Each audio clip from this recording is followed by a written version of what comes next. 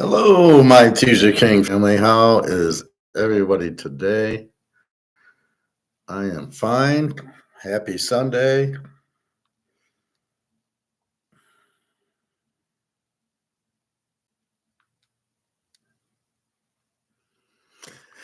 And we've got day 4 of the NCAA tournament.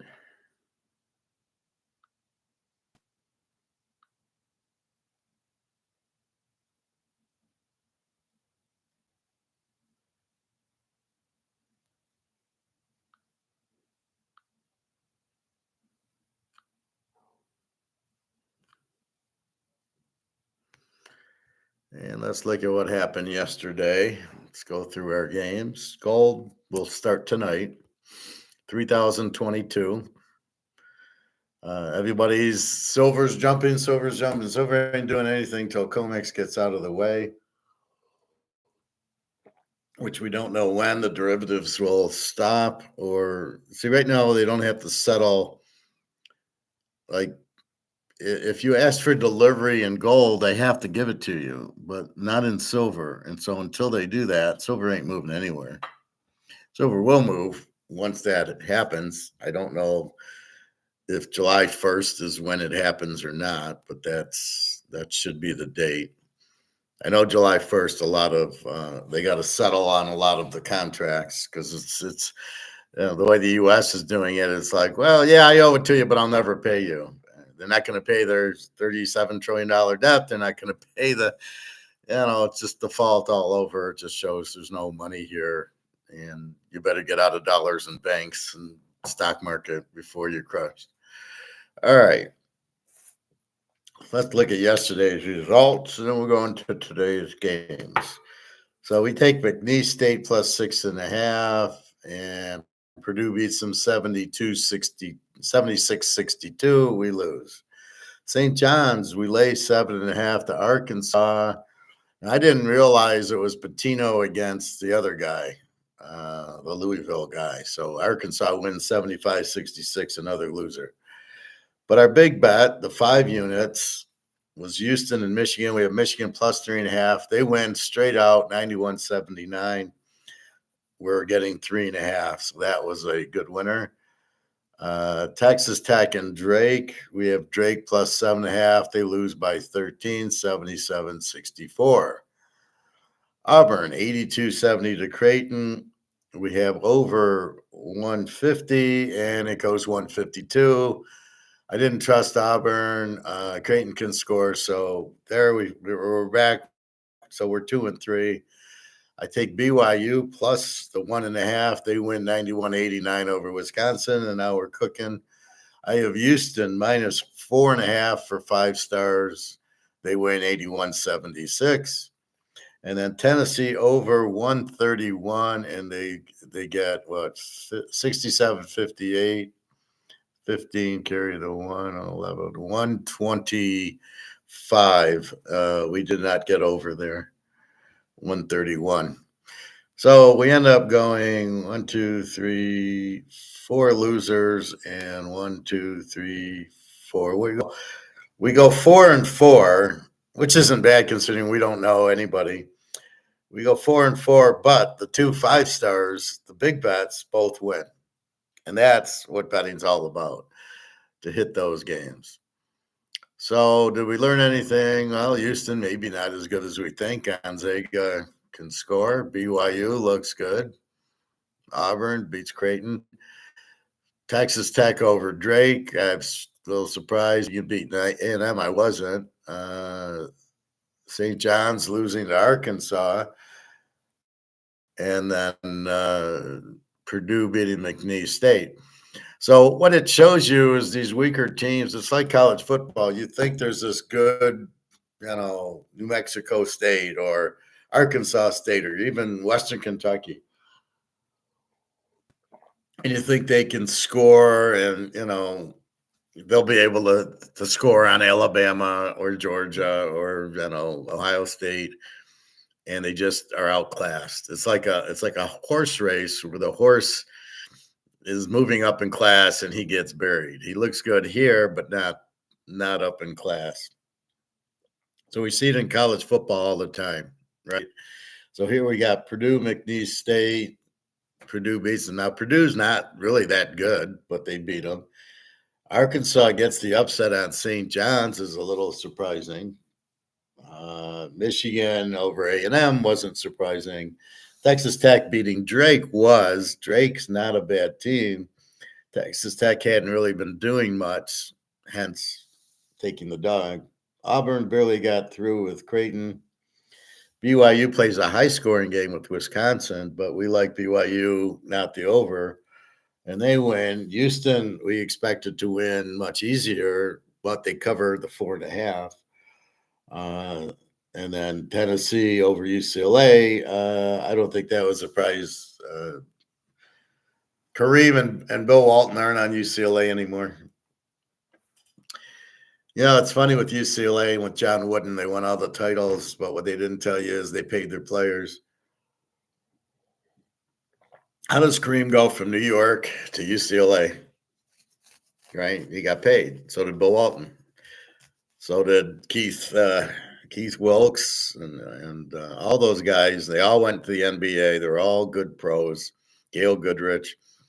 And they all got paid. So UCLA basically cheated to win 10 titles in a row. And at that point, there wasn't very many good players. So if you got Kareem, I mean, that you're way ahead. And then you added Sidney Wicks to it or Gail Goodrich to it. And all of a sudden, you got 2 or 3 good players. And that's all he did was he paid the players off. All right. So let's get to today's action. Let's go 323. We start off with UConn and Florida. Florida minus 9.5, 151.5 to UConn. And my first thought is just take Florida, and I think that's what we're going to do here. When we look at it,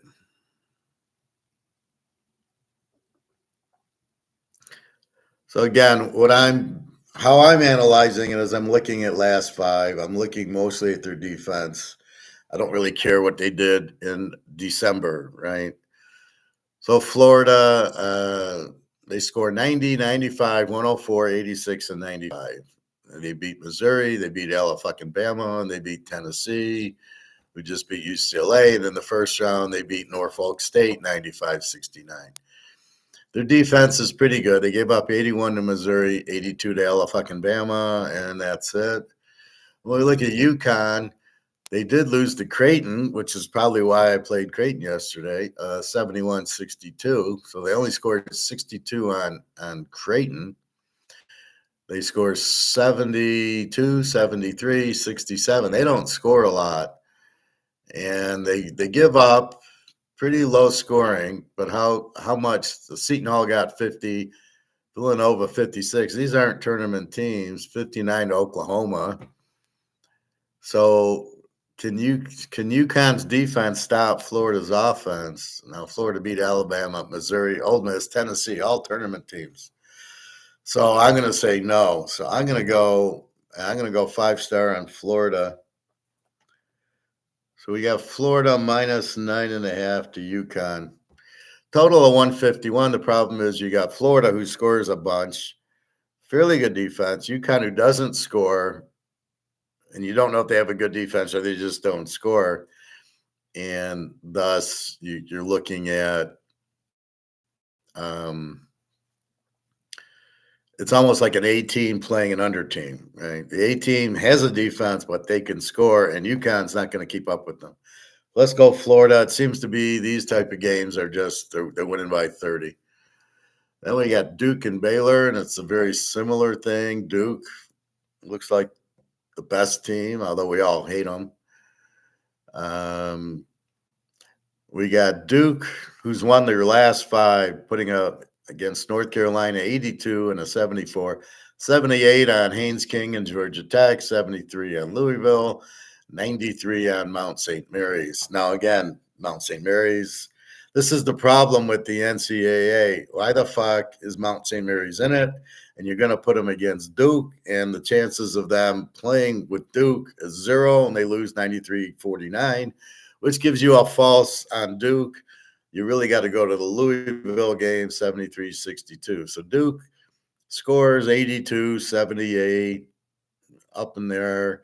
They give up 69, 70, 71. So fairly good defense, fairly good offense. They're an A team, but okay. But they beat North Carolina twice. Everybody gets excited. They beat San Diego State, and then they played the next game and they got killed. So that's what I was trying to warn you on North Carolina. Baylor, on the other hand, lost to Houston 65-61 and Texas Tech 76-74. They beat a bad TCU team 61-58. Kansas State, who's always a decent team, but not in the tournament, 70-56. And then Old Mississippi State, they beat 75-72. So defensively, they give up 76 to Texas Tech, and that's it. So they play a pretty good defense. Duke, on the other hand, they don't really, forget Mount St. Mary's. They scored 82 on North Carolina. They play a pretty good defense, giving up 69, 70, 71, 62. So they give up upper 60s and they score upper 70s. And Baylor has not only 2 losses, they score 61, 61, 70, 74, and 75. So they score low 70s. And they give up low 70s. Can Baylor hang with Duke is the question. It looks like an under. We can't count St. Mary's 93-49. So we got to look at the Louisville game, probably 73-62 to try to get an idea. Total of 146.5. So I'm going to go under in this game. I'm going to go Duke under 146.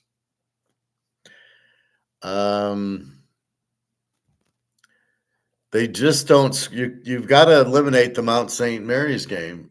That's just not. They're not going to put up 93 on Baylor. Baylor seems good. Now Baylor's been losing. I do like Duke. I think 12.5 could be a little high. You get into these tournament games, and they're either very, very close or there's a blowout. But I think Baylor's got enough athletes. Now, Duke at 32-3 and Baylor at 20-14, you would think Duke probably could beat them. 12.5, a little big number, but it looks like defensively, they both have pretty good defenses. So I'm going to go under. I think at 146.5, I'm going to go under. At 130, I would probably play Duke. But I still think Duke could cover. It'll be close, I think. But that's what I am. Let's make Florida against UConn. Let's make Florida a 5-star. And this game starts at 12:10. So you got a half hour to bet the 5-star. So that's 240. Now we don't get till nighttime, 5:15. Kentucky and Illinois. Now I was going to take Illinois as the dog, but they're favored. Kentucky's a 3 seed. Illinois is a 6. And Illinois is a 1.5 favorite. And look at this total, 167.5. Holy shit. But let's see if it's warranted. Let's see what's going on here. You're making a 167. Kentucky beat LSU. Poor Bobby. Everybody's beating LSU, 95-64. They beat Missouri, 91-83. So that's a 170-point game. Oklahoma, 169. Alabama, it's a 169. And Troy was a 130. They beat Troy 76-57. They lose to Alabama 99-70. They only scored 70 in that game. Missouri's in a tournament, 91. So they seem to have a very weak defense. There's an 83, an 84, and a 99. Troy, you can't count. 70, even there was a 113, 133 with Troy, as you would expect. So why they even have this first round is a joke. I mean, it really is stupid. They're meaningless. They're not even competitive games, but it's the tournament. And once in a blue moon, a 16 beats a 1 because the 1 shouldn't be in there, or the 2 loses like you saw yesterday with St. John's losing. What were they doing in the tournament? So that's what we have. So looking at this, Illinois can score, but let's see what Illinois does. They beat Michigan 93-73, which looks like a real good win. They beat Purdue 88-80, another 160. They beat Iowa 106-94. That's a 200. They lose to Maryland 88-65. That's a 150. And then they beat Xavier 86-73, a 159. So they do both play pretty high scoring games. You see, 4 of the games that Kentucky played against the normal teams, a 95, a 91, and 85, and then they give up 99 to Alabama. Where Illinois puts up a 93, an 88 to Purdue, 106 with Iowa giving up 94. They lose to Maryland 88-65, so they forgot to score against Maryland. And then Xavier's 86-73, a 159 there. So surprised Kentucky's not favored. Surprised then they're a 3 seed. 167.5. Holy fuck. Neither team really has defense. What's a 167? We need 90 to 80. Yeah, we're going to get that. So let's go Illinois over 167. Now, normally we don't like this, but all these games have been 170, 180. They score 100 points on Iowa. Alabama gets 99 on them. So you really have this, these high-scoring games with these two teams.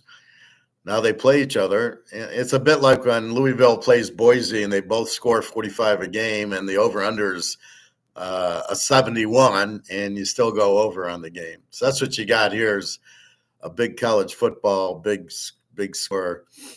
So let's go over on it. St. Mary's against Alabama. Alabama 5.5, 149.5.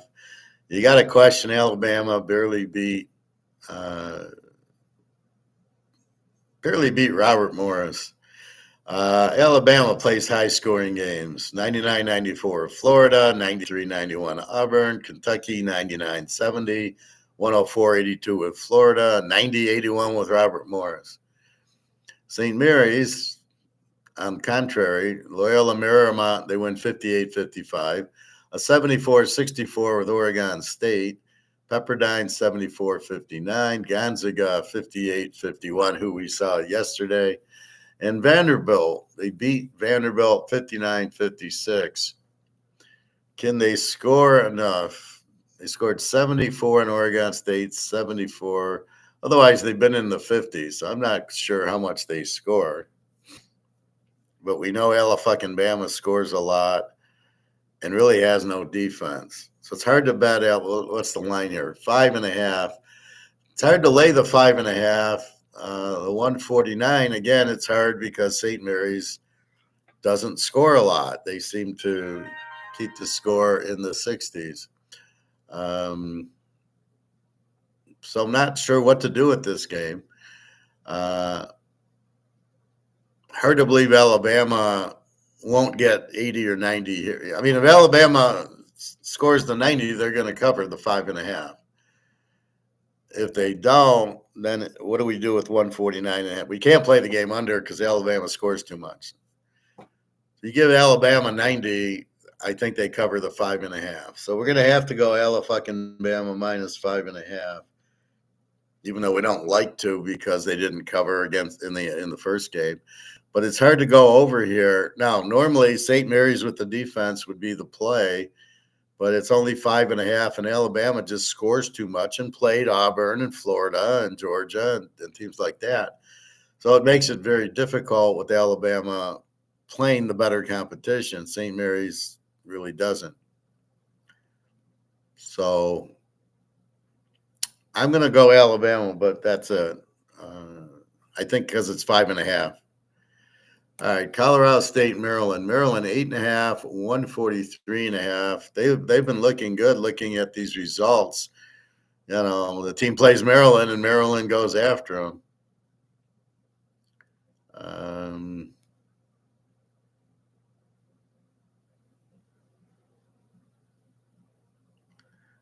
Let's go. Maryland beat Michigan, big win, 71-65.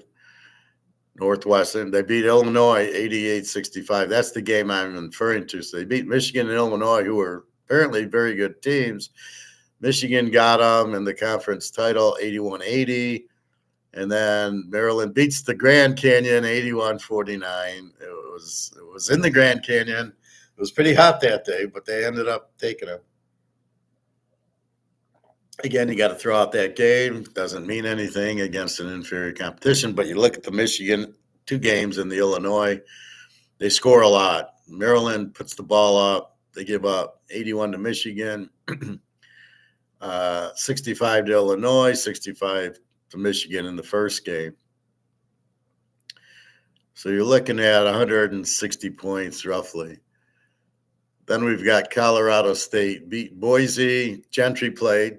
He plays basketball too. 83-73. Nevada 67-59. Utah State 83-72. Boise 69-56. And then they go and beat Memphis 78-70. So most of these games are, there's 83-73, 83-72 to Boise, Utah State. And then you got a 67-59 to Nevada and a 69-56 to Boise. And then Memphis 78. So Memphis a 158. Maryland, I think this looks high scoring. The line's 8.5, 143.5. Maryland, I think we got to go over, and I'm going to make it a 5-star. Mary over 143, and this will be another 5-star. So right now our big bet's Florida. You got 20 minutes on, and then Maryland over 143. They just seem to score a lot, and so does Colorado State. Even though they're a 12 team, they did beat Memphis. Ole Miss and Iowa State. Iowa State 5.5, 144.5. Iowa State killed somebody pretty good. They beat Lipschitz 82-55. So Iowa State lost to BYU 88-85 and 96-92. Otherwise, they beat K-State, who's not in the tournament, Cincinnati's not in the tournament, and Lipschitz 82-55. So they seem to have a weak defense. They give up 88, 57, 56, 96. BYU lit them up, and then Lipschitz got 55. They got 88. They got 92 on BYU, 85 on BYU. So BYU looked over team, and they played an over game yesterday with Wisconsin. Iowa State's good. Old Mississippi, Peyton Manning's going to play. Eli Manning, Archie Manning. Tennessee, they beat 78-76. They lose to Florida 90-71. They beat Arkansas 83-80, who looked good yesterday. They lose to Auburn, who's number 1, 62-57. I think Florida's a better number 1 than Auburn. And then North Carolina, they handle that 71, so you shouldn't have been in the tournament. So 2 good teams. They play Auburn and Florida, and they get killed pretty bad. Big points with Arkansas. They give up 90 to Florida. Auburn is 62-57. So what am I looking at here? Do I want total or my gut is to take Iowa State. 5.5, 144.5. I'm going to go Iowa State. And I'm going to lay 5.5. Total wise, I'm all over the place with Ole Miss. They beat Arkansas 83-80 and then lose to Auburn 62-57. They lose to Florida 90-71. So they don't really score that much. But Iowa State can light it up against BYU and then Lipschitz, but they scored in the 70s on Cincy K-State. So I'm going to take Iowa State on a roll. again, beating Lipschitz is not all that good. Michigan State, New Mexico. I think this is a Michigan State play, just right off the bat. Michigan State's problem is they don't really have much scoring, so this has got to be an underplay.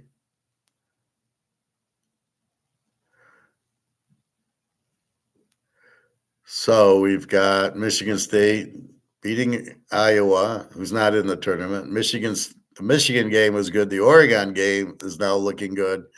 They lost to Wisconsin, who we see is very good. And then to Bear Bryant, they beat them 87-62. Again, what did they play in Bear Bryant? What is Bear Bryant doing in the tournament?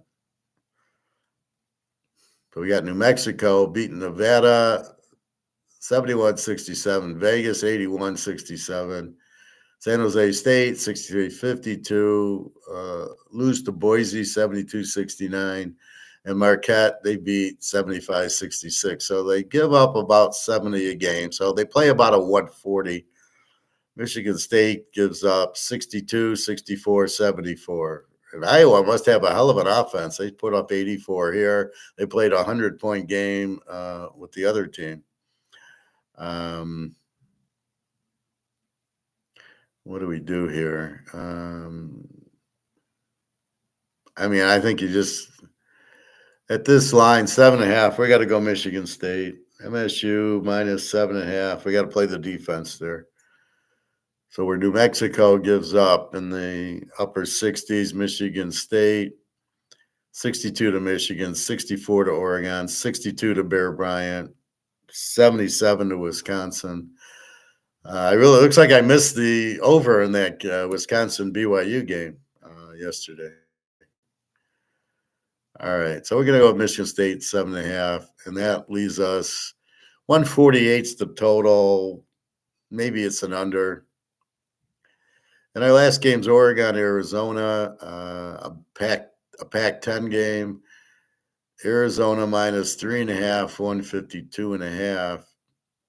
Oregon looked pretty good the other night, beating my Liberty team 81-52. Again, this is the Sauron the deceiver here. Liberty 81-52. They lost to Michigan. Now let's go to Arizona. Loses to Kansas, beats Kansas, beats Texas Tech 86-80, loses to Houston 72-64. Look how they score 88 on Kansas, 86 on Texas Tech, plays Houston, they score 64. And then they put up 93 on Akron at the Akron Open. So they should score, and their defense isn't good. So Arizona's an over. Oregon beats Indiana. Bobby Knight was there, 73-64. Washington, 80-73. Indiana again, 72-59. They lose to Michigan State, 74-64. And 81-52 beat Liberty. I'm going to go over in this game. Over is 152, so we're going to go Oregon over 152. The one game they played was Michigan State. They lost by 10. Arizona wins the Akron Open. They struggled with Houston 72-64. That was a 136. This is a tough one. But Oregon got 81, 72, 80, 73. They should get in there. This game should be in the 70s. We need 152, so we need somebody in the high 70s. And that be your picks today. So you've got 5 minutes. 5-star Florida minus 9.5. Maryland over 143. We like Duke under 146.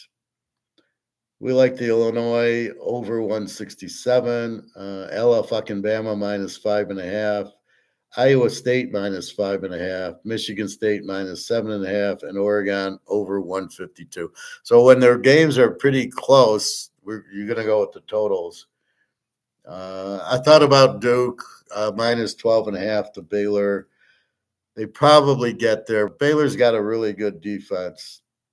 So does Duke. So I took the under. I think has a good chance of getting there over the Duke minus 12.5, which should get there also. But Baylor can play.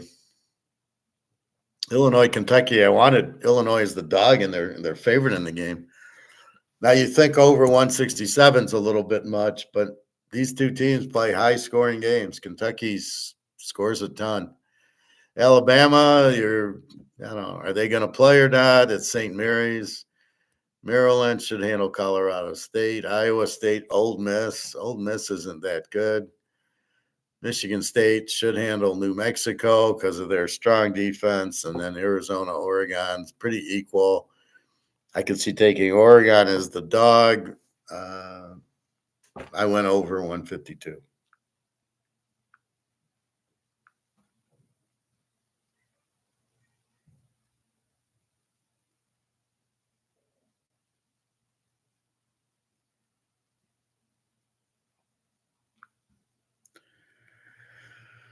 All right.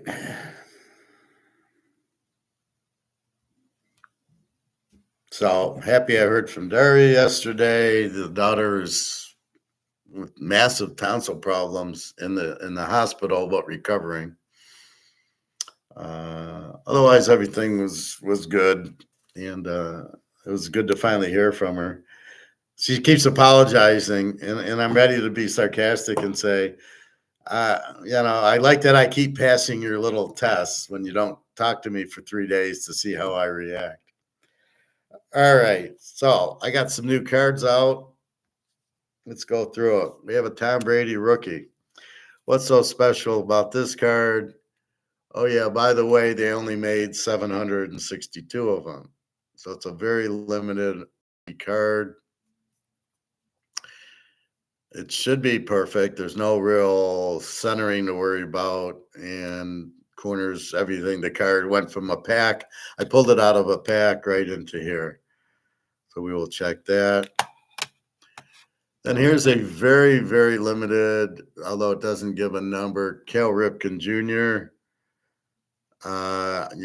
In these type of cards, you leave the peel on. If you peel off, you ruin the card. So you leave it on. It's called a Certified Stars. It's a pinnacle from the early 2000s, early 19s. But notice it's Cal Ripken Jr., and it's a very limited card. Then we go here to a 1968 Ray Nitschke in very strong condition. No centering here. It's a Hall of Famer. He played for the Packers, which is huge, very popular. And I got this at a card show for $1 or $2. But when you look at the condition, the corners were pretty good. This is a good fucking card right here. So again, even though this is not numbered, this is 1968. It's not going to be numbered. And it's a Packer card. I think it's 68.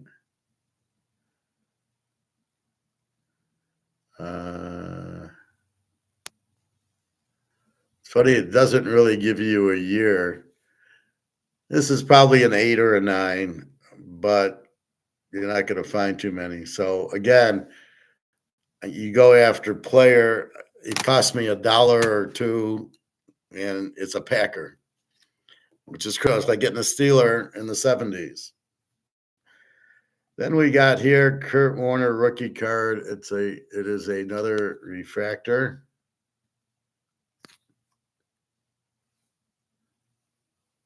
I'm going to go blind trying to read it. But you can see it's a refractor and it's limited to 400. So it's a Kurt Warner rookie card limited to 400. So supply is short. Kurt Warner, you can see the refractor and the demand is high. Yeah, it says refractor, even though we're all going to go blind trying to read it. Uh, these refractors seem to have a higher demand, higher value. So we have to check this. But again, it's Kurt Warner, won some Super Bowls. I think he won one, was in three. Very good quarterback, very popular. And again, it's limited. And our last card is a Frank Thomas Z team. Very beautiful card. I got about 10 different players in the Z team. Well, when I saw this, it's just beautiful. Now, it is not numbered. It is limited, but it doesn't say out of 100 or 500 or anything. And this is card, it looks like 9. Looks like there was 15 of them. This is card number 9. So again, now let's go into why I bought these. Okay, so high demand, low supply. It's Kurt Warner. He's no Joe Montana or Tom Brady, but he's still pretty good, and the cost is nothing. It's a rookie card, and it's very limited. This is a Packer legend that it was in good condition. The cost is very cheap. You can see the centering's very good. Or no, this isn't even a centered. I'm looking at the frame. The blue, there's no centering in the card.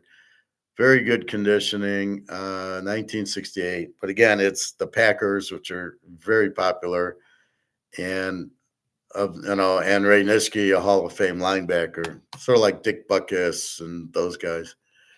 Hey, Prophet. This is Cal Ripken. What can you say? Hall of Famer, great player. Um, Nothing negative about him. He's a great shortstop, and they won some World Series with him. And you get here, and you get, well, it's Tom Brady rookie card, and it's limited to 762. So it's very crucial when we get these. We're looking for, it's numbered, it's limited. The card's in perfect condition. No center to worry about. It's just corners, and that should be a 10. And then this is just a pretty card. Frank Thomas, who's, he's not Willie Mays, but he was good at the time. I think I have a Ken Griffey in here. I think I have a Barry and a Rice in this also in football. And it's just a very pretty card. So it's not numbered, that it's limited. So this isn't going to get me what obviously the Brady's going to get me, but sometimes you collect the cards very pretty. So you collect the play, oh, it's Frank Thomas. And in the 90s, he was an all-star every year. So he's okay to get, but it's a very good card. So when I had the shelves before I got divorced and my wife stole them, my ex-wife, so I'd have 8 or 9 of these on the shelf, and then I'd have some hockey. So the hockey, the baseball, and the football all looked similar. They're all very pretty cards. And so I'd have like 12 of them in my shelf, and it was like a painting. So again, players, Kurt Warner, Ray Nitschke, Cal Ripken Jr., Tom Brady, and Frank Thomas. So rookie, Kurt Warner, rookie limited, Tom Brady, rookie limited and numbered. The Cal Ripken is very limited, and it's Cal Ripken, and Ray Nitschke is a Packer, and then Frank Thomas is probably, but it's such a pretty card. So there's little different reasons you buy the cards. The Brady rookie, I opened the box, and I actually got 2 of them. Now I don't know that used to be. I'm not sure. Let's see if we can find what Tom Brady's worth here. That'll be the only one. I don't want to waste too much time. So let's go. A Tom Brady Vanguard.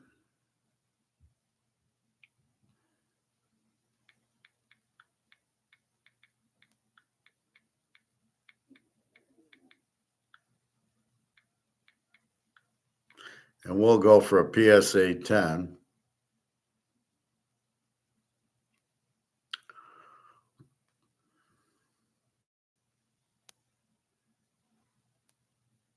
Okay, so we see it here, a PSA 9 for 1,250. And this is sold. They didn't see any PSA 10s.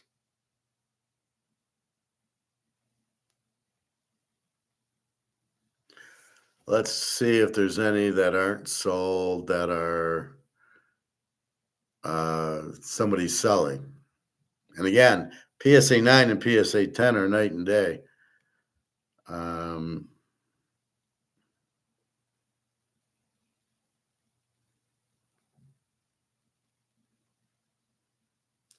So here, these guys are trying to sell. Here's the PSA 10, 22,000, and the PSA Gem Mint.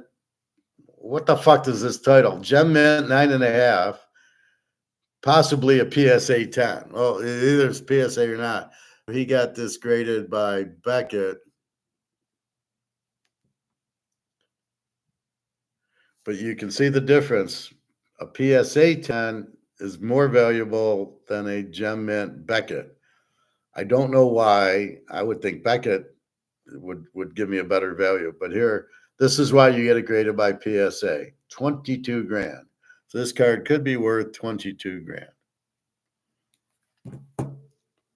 Not bad for something I pulled out of a box. I always keep them. It went from the box into this hard plastic. That's it. Never touched. Well, let's check this Kurt Warner rookie card. This is a Bowman's Best. So let's see, Kurt Warner.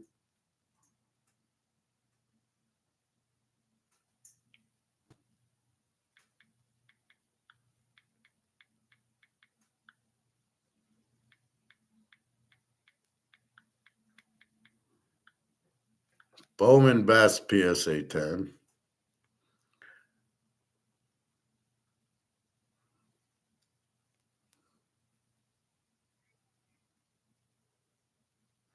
But this is a refractor.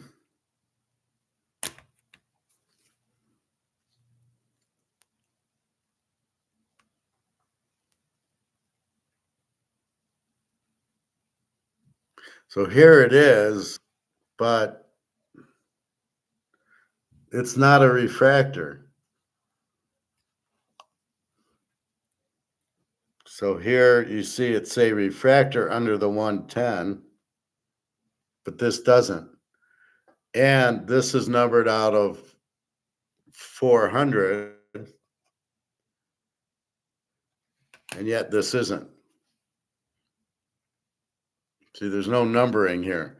So I'm looking at apples and oranges. You got to be careful with that. Yeah, none of these. So these are, so I don't even see the 4. So that's how limited this is.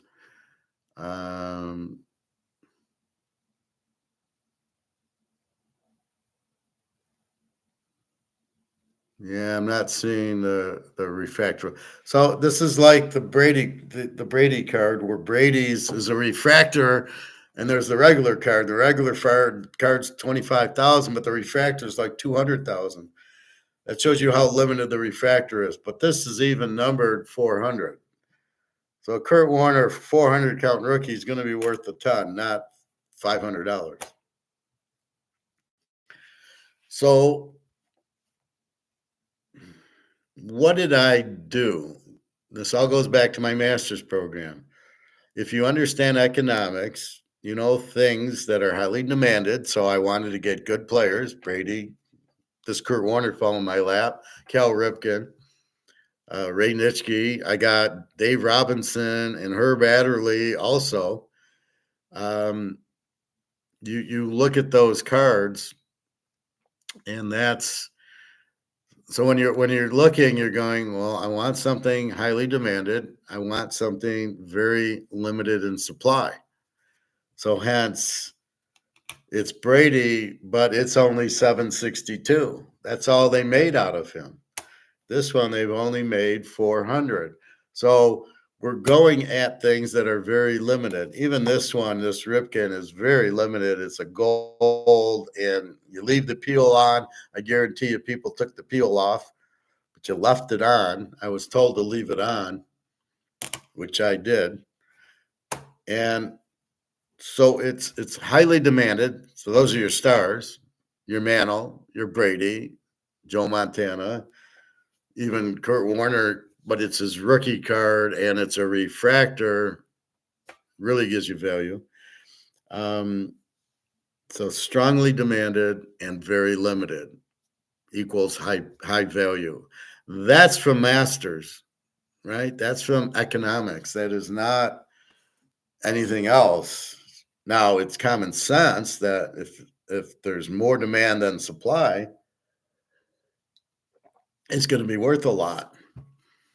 But you can see, well, I like Kurt, so here's a Nitschke back in the 60s. And I showed you my Montana, which was 81. And then we come into here. This is 2000 and this is 2000. And then I come here and I think this is like mid 1990s. But look at the players. So there's a lot to choose from. That's why I say eBay's an auction. And there's different ones. That's what a stock market is. A stock market, these would all be different stocks, right? So these are all different stocks. Who do you choose? Gold only has one stock. It's called gold. And it doesn't matter if it's the Eagle, the Buffalo, the Maple Leaf, the Cougaran, the Philharmonic. It's gold, and it's one thing. There is no big auction place. There isn't 20 different golds. It's gold. It's an ounce of gold's an ounce of gold's an ounce of gold. This is the problem we had with this idiot yesterday. Well, no, I would buy Eagles. I wouldn't buy the other. Well, fuck. Why are you giving a discount on the others? And they're all the same. Why aren't you giving spot on all of them?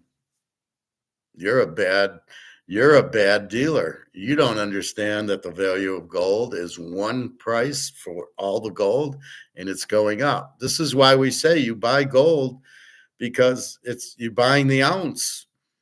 You're not buying the Brady versus the Kurt Warner. Like, gold is not two different guys. Gold is one guy. Gold is gold. That's it. Gold's $3,022 an ounce for any ounce of gold you have. And when these people don't give you the same price for the ounce, you tell them to fuck off. You hold it. When it goes to 5,000, when they can't get it anymore is when you're going to recognize it. So we're a little early now. If you have like a Philharmonic or a Maple Leaf and you're trying to get the same as the Eagle. Yes, I get it. We're in America, so people prefer the Eagle. I don't know if they think it's taxes or they just want to have an Eagle, or whatever their thought is. But once it gets very much eaten up and there's nothing left, like it's gone. Like, like on this Brady, I guarantee you the 762 are gone. I mean, you're not going to find them. Then you'll take anything, right? When you can't get the Eagle and there's the Maple Leaf, believe me, the guy's going to pay you spot for it, because they won't be able to find it. When I told my guy about the big bar that Profit's getting, and I said, what do I do with this big bar? At the time, I thought it was 1 gram, which is 32 ounces. He said, bring it in, we'll buy it. Like in a heartbeat. He wanted gold. He needed gold. We get 33 ounces and one big bar. He was excited. So as you see, as it's harder to get, and it will be because it's very limited, and most of the banks and the central banks have the bars that they bought. Well, they're in bar form. They're not going to, it's hard to get ounces unless you break the bar out, which the central banks aren't going to do that. I think they do for the coins. So like the US takes a bar and makes so many ounces to sell, like 2025. But outside of that, they're gone. I mean, even when they make them, they're gone. They don't last. I don't know why people give a shit what year it is because I don't care. Again, I want the ounce. So, like this Nitschke card, it's a Ray Nitschke Green Bay Packer card. That's the point.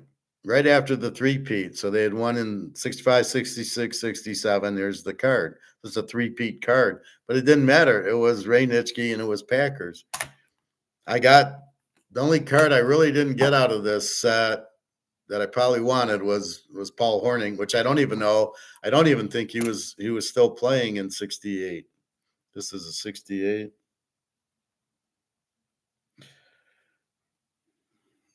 Doesn't really tell you.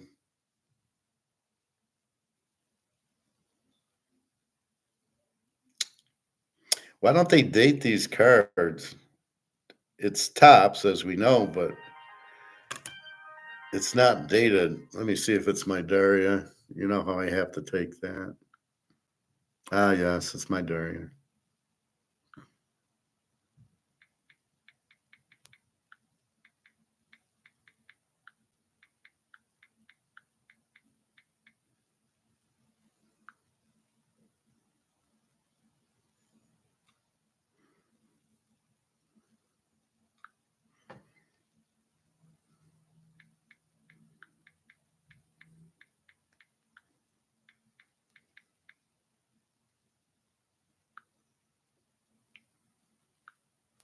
Just a second. We'll be right.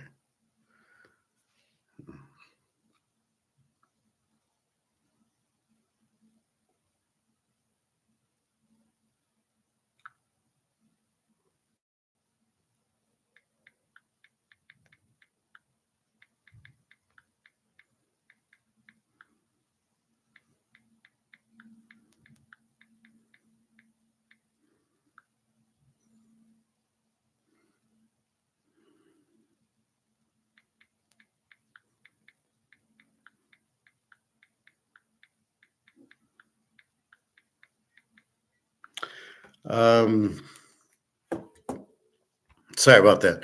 Anyway, so there's only one gold, so that's all we care about. That's why I say just buy the gold, buy the ounce of silver.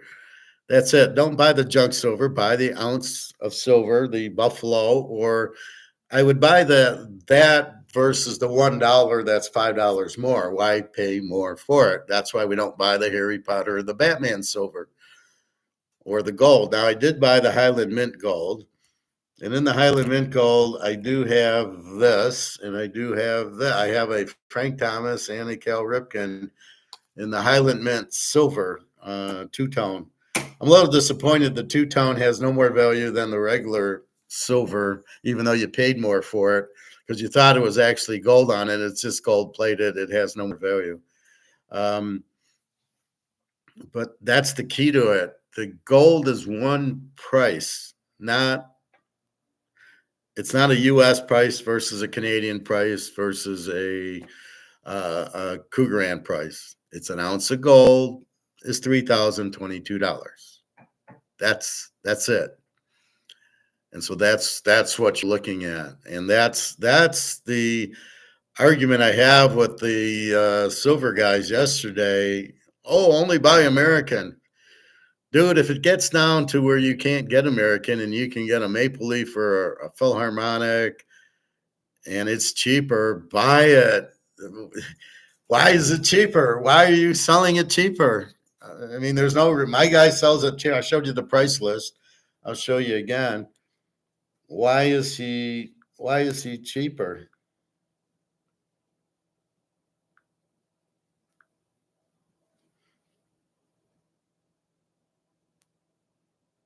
Why is this cheaper?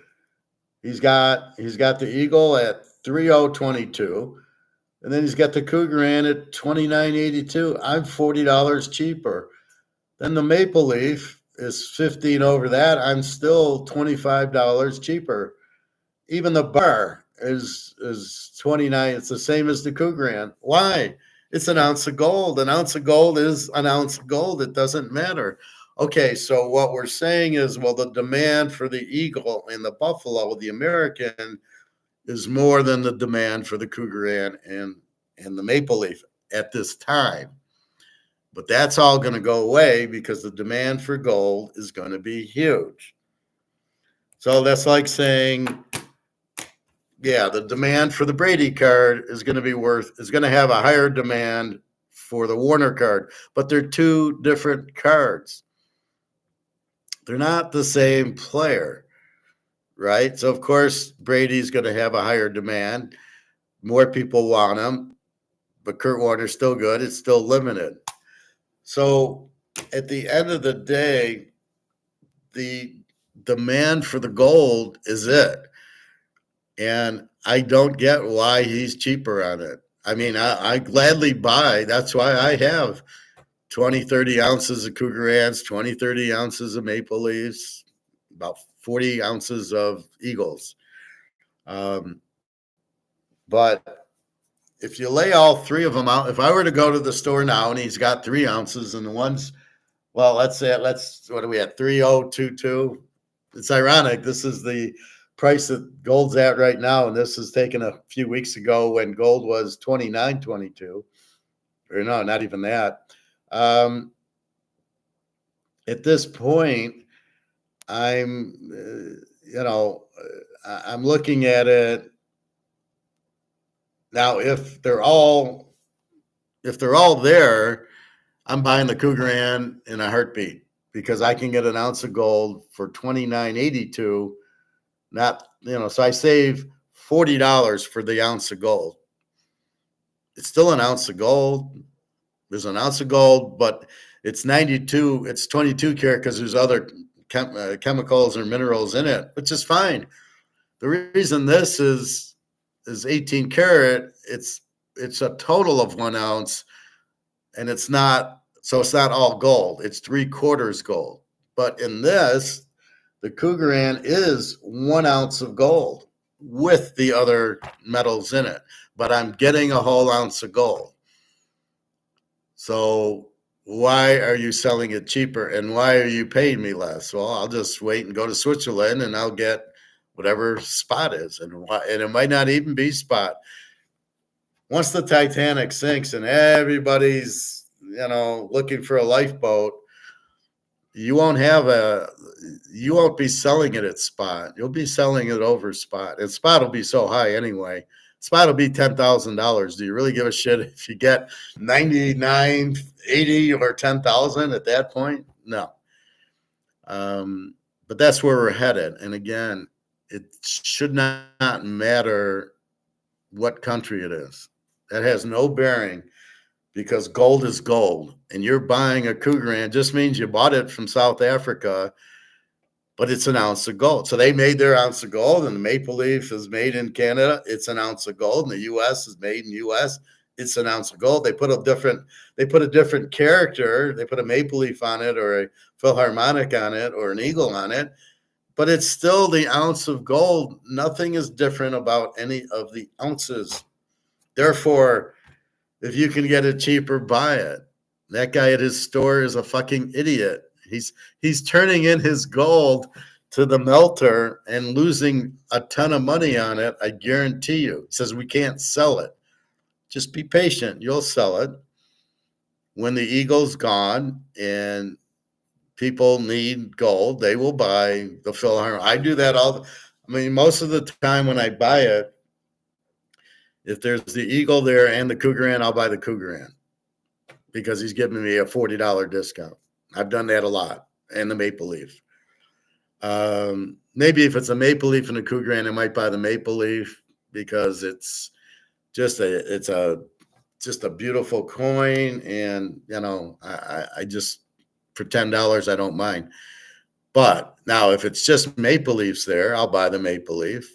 If it's just Cougarans there, I'll buy the Cougaran. And like I said, if it's the eagle and the Cougaran, I'm buying the Cougaran because I get to save $40 an ounce. That's huge for those income averagers that the Yankee Doodle Dandy guy or whoever yesterday said. They're trying to income average and they're missing the whole point. You're buying the ounce of gold, but the differentiation is it's all gold. It's got one price. These are these are not gold, right? These are different players. These are different markets. There's a Nitschke market, a Kurt Warner market, and a Tom Brady. These are not all the same. Gold is the same. You must not forget that. And that's really, and the same with silver. It's you're buying the gold, you're buying the silver. You don't want to buy Batman silver and pay, $50 more for it. Now, if there's a market like I have the Highland Mint guys, it's okay. I'm gonna get 150 for the Jordan. Silver's basically what? Silver's $33 an ounce. You want to pay me 150 because it's got Michael Jordan or Kobe Bryant on the front. Thank you very much. So there is that market if it's demand. And in the Highland Mints, the Jordans and the Kobe's and the Barry Sanders and Emmett, those are demanded, right? Bobby Orr. So it's fine. They're demanded. But basically, it's all gold and silver. I mean, that's kind of a fluke that I'm buying them for $16 an ounce in the mid 1990s, and they're all very limited, and they're all 999. So I was getting some silver 16 an ounce. I didn't care. But basically, that's what you're doing. This guy's varying it. I don't know what the guy yesterday, if he was varying it or not. And that's really the key to it. So that's what you want. So if you can get them cheaper, buy them. Because right now, people have the choice, would prefer the American. But if you can buy the Cougar and cheaper, why would you pay more for the Eagle? Because it's American. It's gold. It doesn't matter. Gold is gold. It doesn't. You've got it tested. It doesn't stick to the magnet. The guy puts it on the meter. It says it's gold. You got an ounce of gold. An ounce of gold's an ounce of gold. Well, it's 3,100 now for the gold. Big fucking deal. I'm still buying gold. My buying has not changed at all since I bought this in 1995 until today. I'm buying an ounce of gold, and it doesn't really matter which guy it is, right? Maple Leaf or dollar. I'm buying it. Same thing with silver. It doesn't matter because the spot price is 3022 gold. So the stores are dicking around, but give it about 6 months and you can't find any. Then he'll take the Cougar Anats and you'll say, I want spot for it. And he's gonna, okay, yeah, because the demand for gold will be huge and the price will be much higher. So I don't know. This guy shouldn't be in business. He doesn't understand his business. This is the problem when you're dealing with salesmen, not economists. And this is the whole key to economics. It's the demand of the player, and it's limited. And when you get limited Tom Brady, you get big money. You get limited Joe Brady, it's not worth anything. So again, it's gold is gold. Everybody's buying gold. The demand's huge, very limited. So that's really what you're going after. It's very simple. So, so that's some of the other football cards you haven't seen. Like this is a very limited Ripken. It didn't cost me much. It goes right into the frame. And, again, if this is a PSA 10, which it should be, there's no centering. It's a mint card. The only thing is if there's little, fingerprints or something on it. Felix the cat. Hi, how are you? Is it still possible to buy XA1Z token on pre-sale? Ready to pay for any information about the token. I've never heard of this. What is this? A token. So is it a crypto coin? I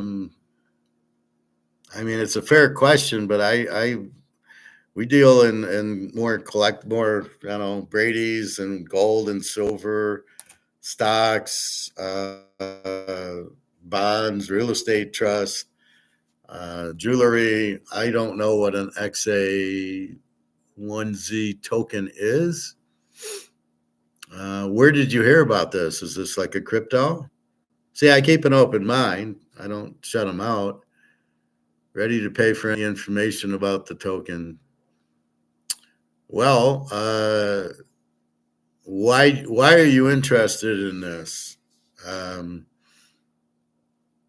going to pay for information. Why do you even want it? What is it? I assume it's crypto, but why would you buy it? I guess that's the question. So I'll leave that. I'll hit the ball back to you, Felix, and you can clue me in. I assume using the word token, it's a crypto, and again, I never heard of it. XA1Z. Anyway, so all gold is gold, so you want to buy it. We know the dollar's worthless, so we don't want to be in it. We're getting out of the boat as quick as we can, the Titanic. That's your key. And that's really what you're trying to do. So as you can see in baseball, there's several different boats you can get into, right? 7 different collectibles. You can even go back and get a Nitsky or get a Willie Mays, get a Mantle, get a Pete Rose, whatever. So you can go back to different time periods. But gold's gold. An ounce of gold's an ounce of gold.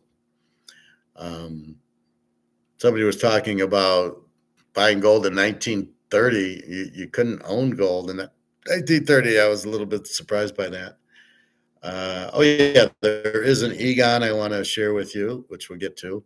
Let's walk through basketball one more time at 12:42. The 5-star Florida minus 9.5. Duke under 146. Illinois over 167. Alabama minus 5.5. My other 5-star Maryland over 143. Iowa State minus 5.5. Michigan State minus 7.5. And Oregon over 152. We got 8 games. And then we'll get into next week's games. There'll be, I guess, 4 Thursday and 4 Friday. And then your final, I guess this will go down to 16. Yeah, we're at 64 and 32. Goes down to 16 and 8 next weekend. And then your final 4 and your final. So after next weekend, it'll be 4, which will take much easier to pick. So we could probably pick the final 4 pretty easily, seeing the teams without even watching one game and without knowing any of the players or injuries. We can pick the final 4 with a lot of confidence. It looks Florida. It looks Duke. I'd stay away from Alabama.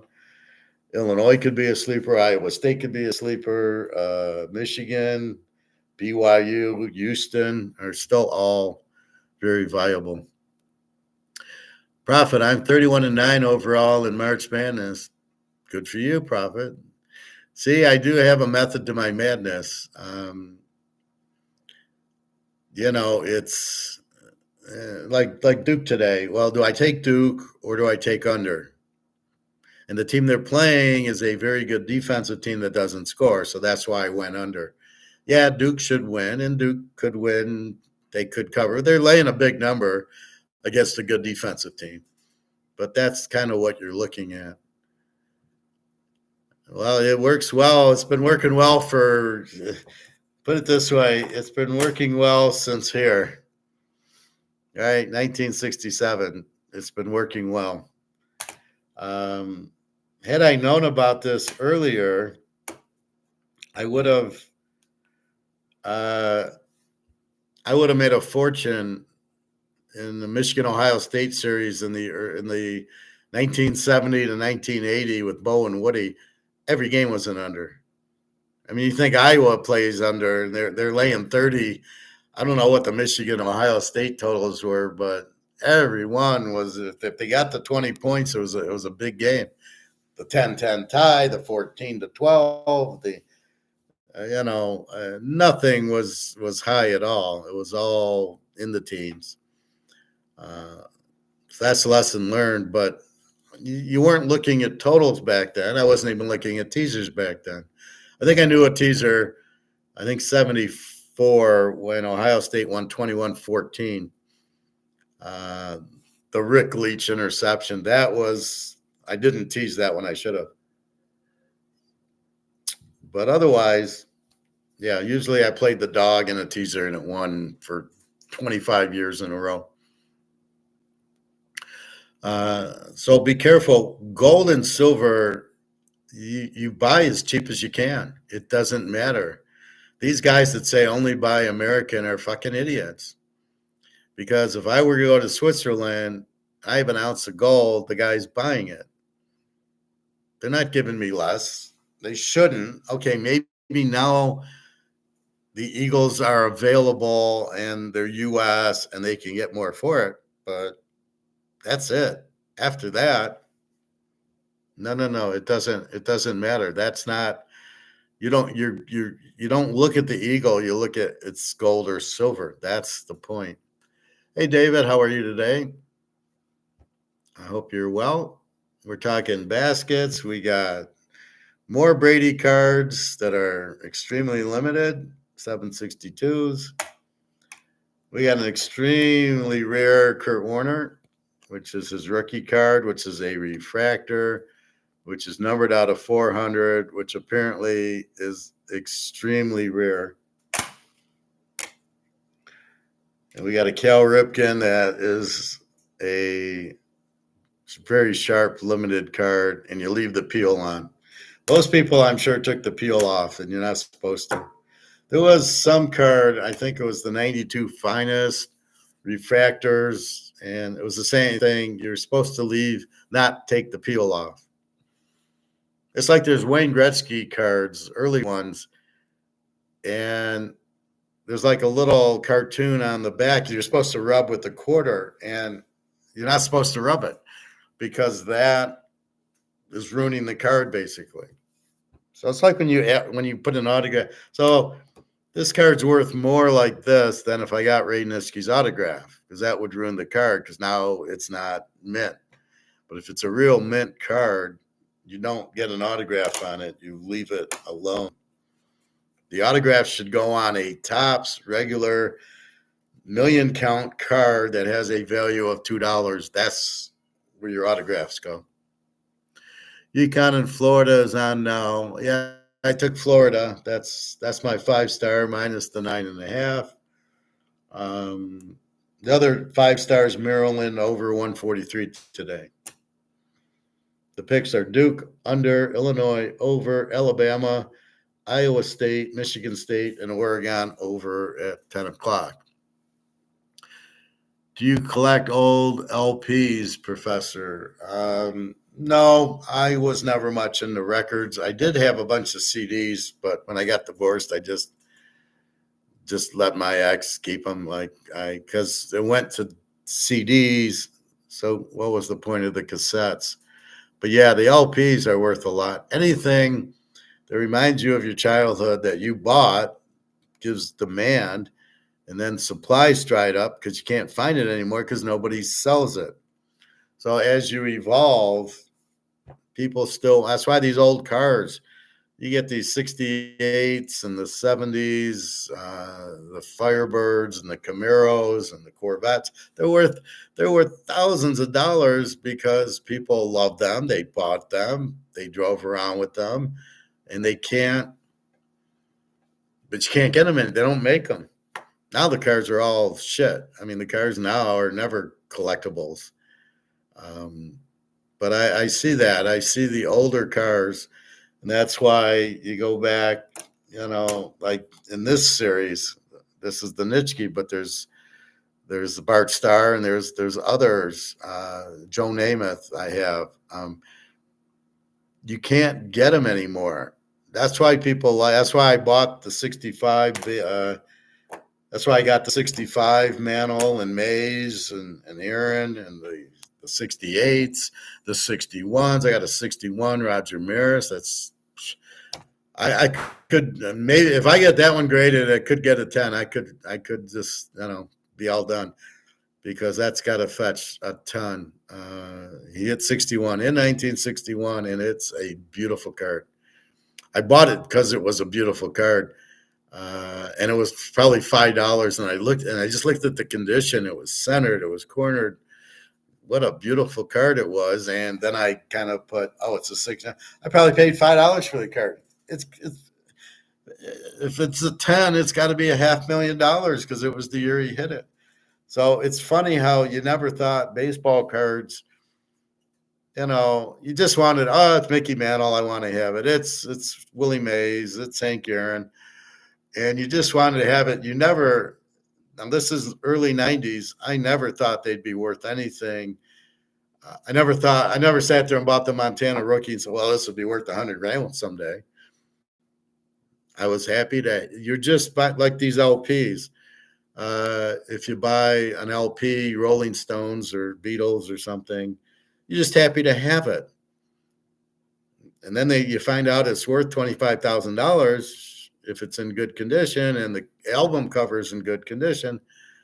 Then all of a sudden, and again, what does it do? It's all economics. It's supply and demand. And what's happening is the supply is gone because nobody makes them anymore. And most people threw them out. And the demand's huge because people want to go back in time they remember having it. It makes them feel good. And so that's what they want. And that's what you got to realize. So that's why you keep a lot of the older stuff. So believe me, I mean, there's probably a ton of people in Green Bay who want this card, who remember the Ice Bowl, who remember Lombardi and the Packers. And that's what it's about. Geez, I'd like to get that. And like I said, I stumbled on it in one show, and I got like 10 of these old Packers in beautiful condition. I got Willie Wood and Herb Adderley, and I got Dave Robinson. I don't know if I got Willie Davis or not. I got Starr. I got Carroll Dale and Boyd Dollar. And I just thought, well, these are Packers. You got to buy them. And they were $1, $2 a piece, and most of them were in mint condition. And you're just sitting there, you knew they'd be good. It's just like if you get Steeler cards in the 70s. You go, I got Bradshaw, I got a Franco Harris, I got a Lynn Swann and a Stallworth and a Ham and a Lambert and Mel Blount. And you buy them because you just know they're the right things to buy. And that's what you do. You buy a Walter Payton, you buy an Earl Campbell. You just buy it because you know the demand is huge and you just wait for it. Anyway, so the gold you buy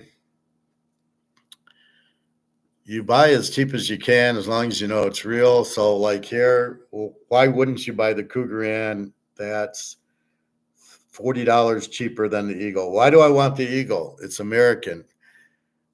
The fact it's American is not valid. It's gold. You're buying gold. We don't care who makes it. So why the guy on that video yesterday said, "Oh no, you don't want to buy other countries. You just want the U.S." is out of his fucking mind.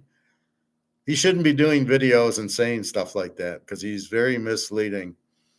And if you're going to do class like I do, the last thing I want to do is be misleading. You've got to be honest and you've got to tell the truth and you got to be able to analyze it. And why would it be worth more? It's an ounce of fucking gold is an ounce of fucking gold. Like I said, if it was different, you would see Comex going, well, American gold is this, but Cougaran gold is that, and Maple Leaf gold is this. But you don't see that. You just see 1 ounce of gold is worth that. And that's it. So even this guy selling them at these different prices, I just say thank you. I'm just buying an ounce of gold, and that's all I do. All right.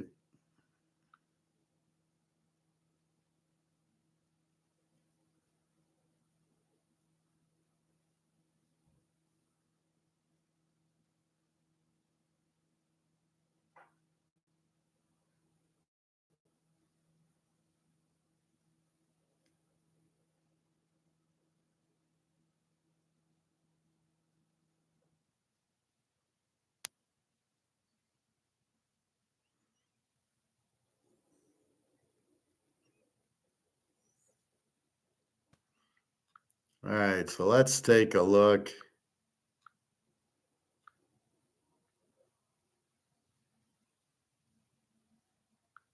So Egon had did a video when we were on.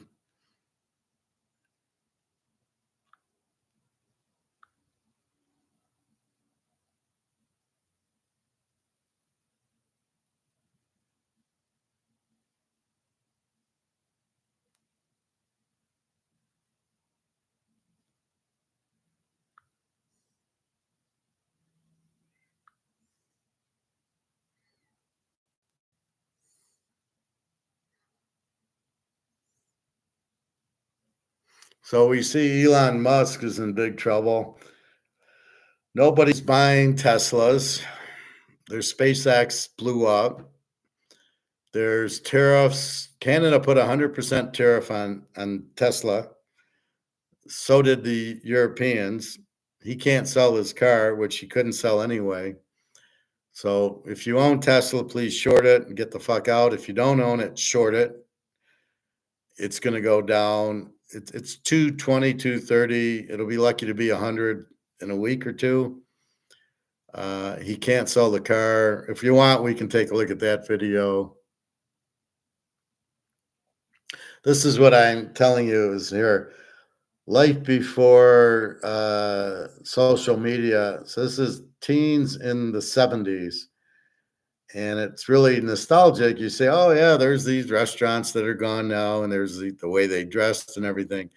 But that's what gets you into the old cards and the old LPs and the old stuff is the remembering when it was a happy time in the 70s. I grew up in the 70s, and it was a happy, much better time than now. The cell phone really has destroyed the fabric because, you know, if you go anywhere, go to a restaurant, I go to the pool, everybody's on their cell phones. Even in the hot tub, people are on their cell phones. It bugs the hell out of me. It's like, dude, put the fucking phone down and relax. What do you got the phone on for? Can't you, do you have to look at it every minute? So anyway, Egon, $3,000 gold. And this is the one where he does it with the German guy that we can't understand. That I'm asked as a professor at Hillsdale is, what happened to my country? You know,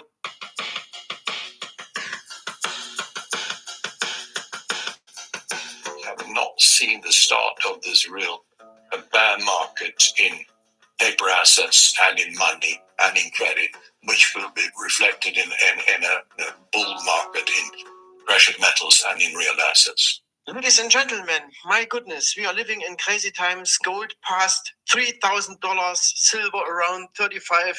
Grüezi to Egon von Greyerz. Finally, Egon, it's happening what we were expecting for a long time. Interesting topics we have to cover today again. Nice to have you. Brics of all. Nice to see you, Jan, again. And yes, you know, I would say that I've been expecting this for the last 30 years at least. And, you know, we went into gold heavily around the beginning of the 2000s at $300.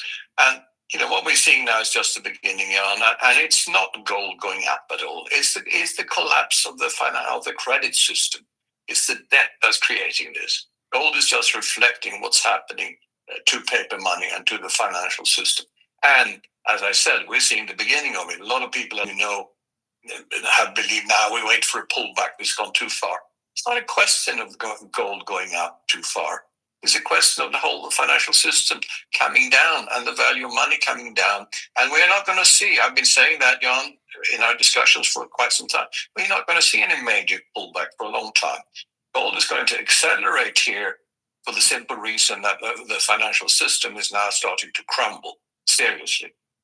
And that's what we're going to see. And of course, silver will follow in a big way also. So that's what we have. We're looking to now, and people should not think about gold going up, but think about owning gold for wealth preservation, nothing else. John, we talk about Basel III today, but that comes a bit later.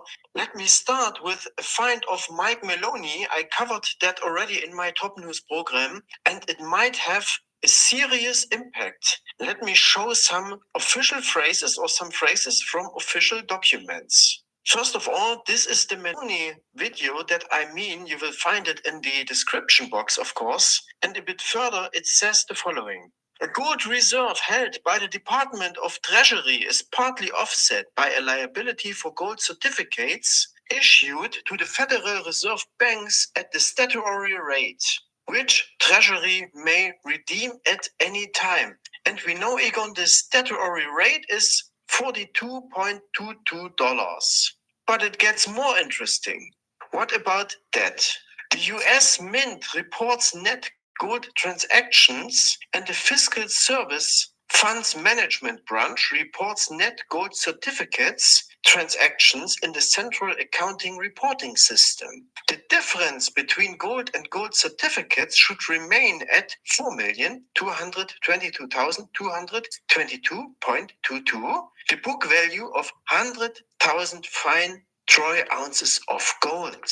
And the key find of Meloni is now, Egon, that everything of the US gold, with exception of those 100,000 ounces, is given as a security to the Fed. What do you think about Meloni's find? Well, it's interesting, but it is really a matter of bookkeeping between the U.S. Treasury and the Fed. At the end of the day, although the Fed is independent, but that when it comes to the gold, is really the government's gold. My view is that this is an academic argument about bookkeeping, and in my world, in my view, it is much more important to look at, is the gold there? Is actually the 8,100 tons there of physical gold? And that's what I have said for years, and I think also we will talk about now that I don't think the gold is there. And whether. Okay, so just to stop for a second, we don't listen to Mike Maloney. He's a socialist, Keynesian. Doesn't really, you can't follow him. He doesn't make any sense. He's assuming the gold's there and he wants to value it. I don't even know I don't even get the point. So we have 8,000 tons of gold, which we don't, and he wants to value it at 40. So that gives you some dollars. The fuck's he talking about? First of all, there is no gold there. We all know there's no gold in your Fort Knox. Basically, the guy from Die Hard 3 took it all. So what's he talking? What is the point of this? He's just saying something to be heard, but he doesn't make any sense. It's like this guy in the silver shop saying, "Oh, just buy Eagles." That's because that's what he's got. So he's going to say buy Eagles because he doesn't have the others, and he's too stupid to hold on to them. Guy's a moron. But Mike Maloney, I don't pay any attention to it, so please don't. Let's just listen to you again. That's I think the most important issue, not the question of the artificial rate at which the gold is held is $42, and how it's accounted for between the Treasury and the Fed. But let's look at the actual gold held by the U.S. government, and that, as we know, although every government official now in the new government goes to Fort Knox and they say, "Well, the gold is there," because that's what they've been told to say. And although everybody talks about, should be an audit, there still hasn't been an audit since Eisenhower's days in 1954. The gold could even be there physically or part of it, but it's not a question of if it's physically there or not. It's also, has it been leased out to bullion banks and therefore to the whole world, and borrowed against it, and therefore the actual gold is not owned by the United States. Until we have had a physical audit of the gold, we cannot assume that the gold is there. Personally, I don't think that the US holds anywhere near the amount of 8,000 tons that they say.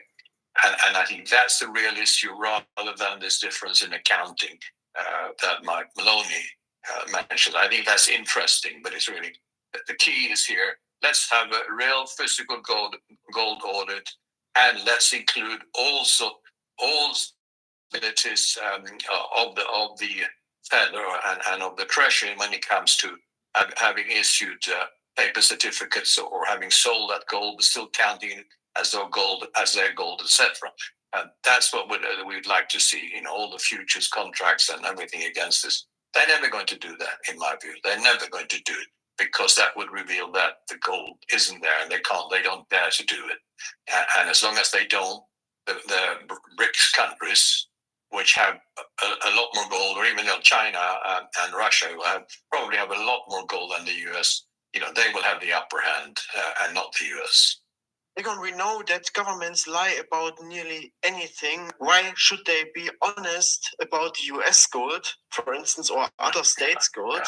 And we know that the gold manipulation, it has been proven several times. And the gold, to manipulate it, not just by paper, but also by delivering physical gold, must have come from somewhere. I would say there is really a big likelihood that the gold isn't there in Fort Knox or other storage facilities. But let's come to the next topic, because this could lead to real big money printing, which will even more put fire under the gold train. China is an important factor in the gold market, and they see deflationary forces. Dangerous, but usually you have such a small deflationary phase, and then comes the hockey stick. We will see. Handelsblatt reports for the first time in 13 months, consumer prices in China have fallen significantly and more sharply than expected. According to the statistics office in Beijing, the consumer price index fell by 0.7% in February compared to the same month last year. Analysts had expected a fall of 0.4%. Here we see it even. It's China, the black line, but US and Euro area are also not too far away. So we see dangerous forces, and usually, Egon, that led to a big money printing, and I think we see it in China already, and the Chinese are probably aware of what's waiting for them. They buy again more gold, and also the state is buying more gold. Kitco reports here, China's central bank also extended its sovereign gold purchases for the fourth month in a row. The People's Bank of China reported another 5 tons gold purchase in February, the fourth consecutive month of gold reserve increases. So if you look around, we see climate nonsense, billions wasted for nothing, economic turmoil increasing, and then what can they do to avoid the collapse? They have to print. Now they justify it with war spending. Reminds me a dangerous time in the 30s of the past century. I think to avoid deflation, all goes direction dangerous war spending. What do you think, Egon? Yes. Okay. There's inflation is printing the money's worthless. Deflation is a made-up word. It's really the market going. So if, let's say this Cal Ripken card was $1,000, is now $500.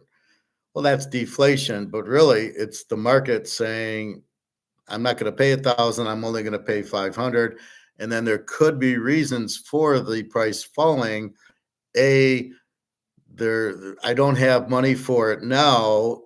It's still worth $1,000, but all my money's going to food and rent and utilities and clothes. So I don't have the extra money to buy this card because I don't see it as an asset and a collectible. The Cal Ripken people will buy it, but that's it. So the fact that this card goes down in value is strictly the market saying, I'm only going to give you $500 for it. That's all it is. There is no other thing. That's the point. This is prices go up and prices go down. That's the market. Okay, that's got nothing to do with anything. The inflation causes it because your money's worth less. So you go to the grocery store and all of a sudden you can't afford, all of a sudden Oreo cookies are $6 a bag, instead of the $2 they should be. And then it takes more dollars to go to the grocery store. So you don't have as much money. And then you get a little panic. That's why you buy gold and silver, to protect your money, because as the prices go up, because the value of the dollar is going down because of all the fucking money printing, which is the inflation, not the prices. It just takes more dollars to buy whatever the Oreo cookies. But deflation is just a bullshit term. It's really the value going down, and the value goes down. They could call it deflation because you don't have as much money, because the inflation's eating into your money supply. So you have less money to buy things. So the demand for a nice house shrinks, for a nice car shrinks, because you just don't have the money to buy it. So you don't buy a New York strip for $20 a pound. You buy a Delmonico at $10 a pound because it's more affordable. That's what it's about. That's it, period. So you do not have so deflation is just bullshit, because it's what the market is bearing. The market price, like I say, my Canadian club, you can't. This was selling for 100. Nobody has 100 to buy it. So the price goes down because the market goes down. People have less money to buy. They buy it for $70. What does that mean? It doesn't mean anything. It just means the market will not pay $100 for this, but they will pay 70. They have less money, so they're going to buy less. That's what they're calling deflation, but who gives a fuck? That's the market being the market. That's what the market is. The market says this is what you can sell it for, and it goes up and it goes down. It's the natural order of the market. And when you inflate the money and you have less money for food and rent and everything, that's fine. That you just have less money for it, so you're not going to pay the same price. So that happens, and that's fine. But so what does deflation mean? That doesn't mean anything. It just means prices are falling because there's less demand in the marketplace for it. Who cares?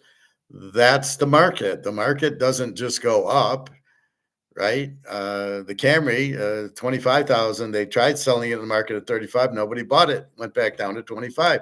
That's the market controlling the price, not Toyota. All right, let's hear what Egon says. I wrote an article some time ago about inflation, I call it. Inflation, because we have inflation, deflation, stagflation, and hyperinflation.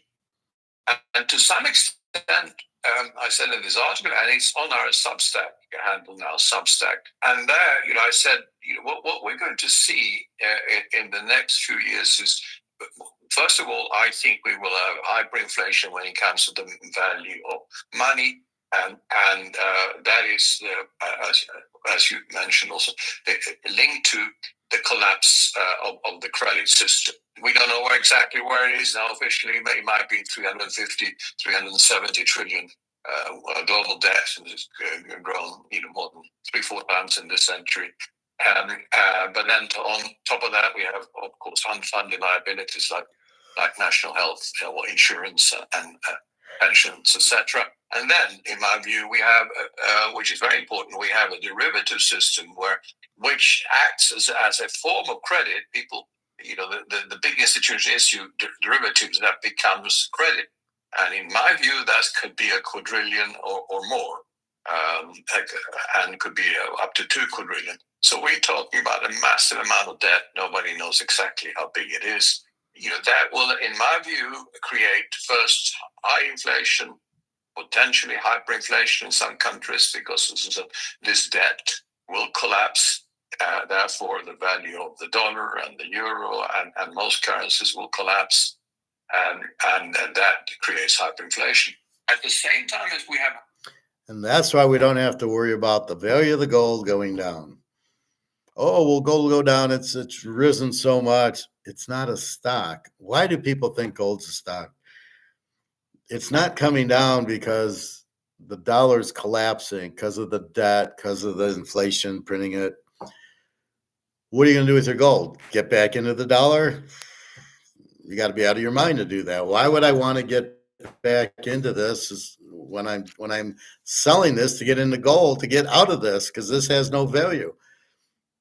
So therefore, you don't worry that gold's going down. It's not. It won't go down because nobody is stupid enough to sell their gold now when everything's crashing and the debt's, crashing and all these defaults. Well, why would I want to be in paper? That's worthless. So this is why gold is just going to keep going, and silver too. And especially the more gold goes up, the more silver is going to go up once we get out of COMEX. Because if gold's $4,000 an ounce and silver's 30, and I got to get out of the dollar, and I look at gold at 4,000, I look at silver at 30, 35, 50, I just jump into silver. I'll buy more silver because it's cheaper. And so you buy 100 ounces of silver versus 2 ounces of gold because you can't afford the gold, but the silver's so cheap, and that's going to jack the silver price up. So again, we got to get over these derivatives. Everybody, yeah, we know there's low supply, we know there's high demand, but it's not priced at market. It's priced at derivatives. Till we clean that up, which is coming soon, because what'll happen is people who need the silver are just going to buy it out of the mines, and that's going to jack the price up. And COMEX is so far behind in their thing. It's got to be over soon. Hopefully this July 1st will make everything Basel III and force them to deliver, and then we're going to see some mighty big prices. All right. Hyperinflation in a lot of areas, consumer prices, etc. We will have deflation in asset values. All the bubble assets, stocks, bonds, property, etc., will fall dramatically. And the economy will probably grow at a stagflationary rate. That is, go sideways to down a bit. But so that we'll have various types of inflation at the same time. But the important thing is for investors and people to understand that what is going to hit the world the most is the hyperinflation or very high inflation in prices, in cost of living, etc., and that which will be reflected in the fall of the value of their money in the pocket or in the banks. And governments will want to raise more and more money and will, they won't confiscate money, but they will probably want to borrow from normal people, from their pension funds and from the bank accounts, etc. And this is why, again, it's so important to keep money away from the governments and keep it in gold or silver outside the banking system, so that investors actually have access to their own assets. And so it's going to be a complex world, but the main theme is the value of money will deteriorate rapidly, and credit will collapse, and there will be real problems in the financial system and in the. And that's all over the world. That's not U.S. This is Europe and Asia and the U.S. and Canada and Latin America and South America and Africa. This is huge everywhere, which is going to make our gold just go to the moon because it's very limited and most of it's gone. China, Russia, the BRICS countries have been buying it. Me and you are buying it.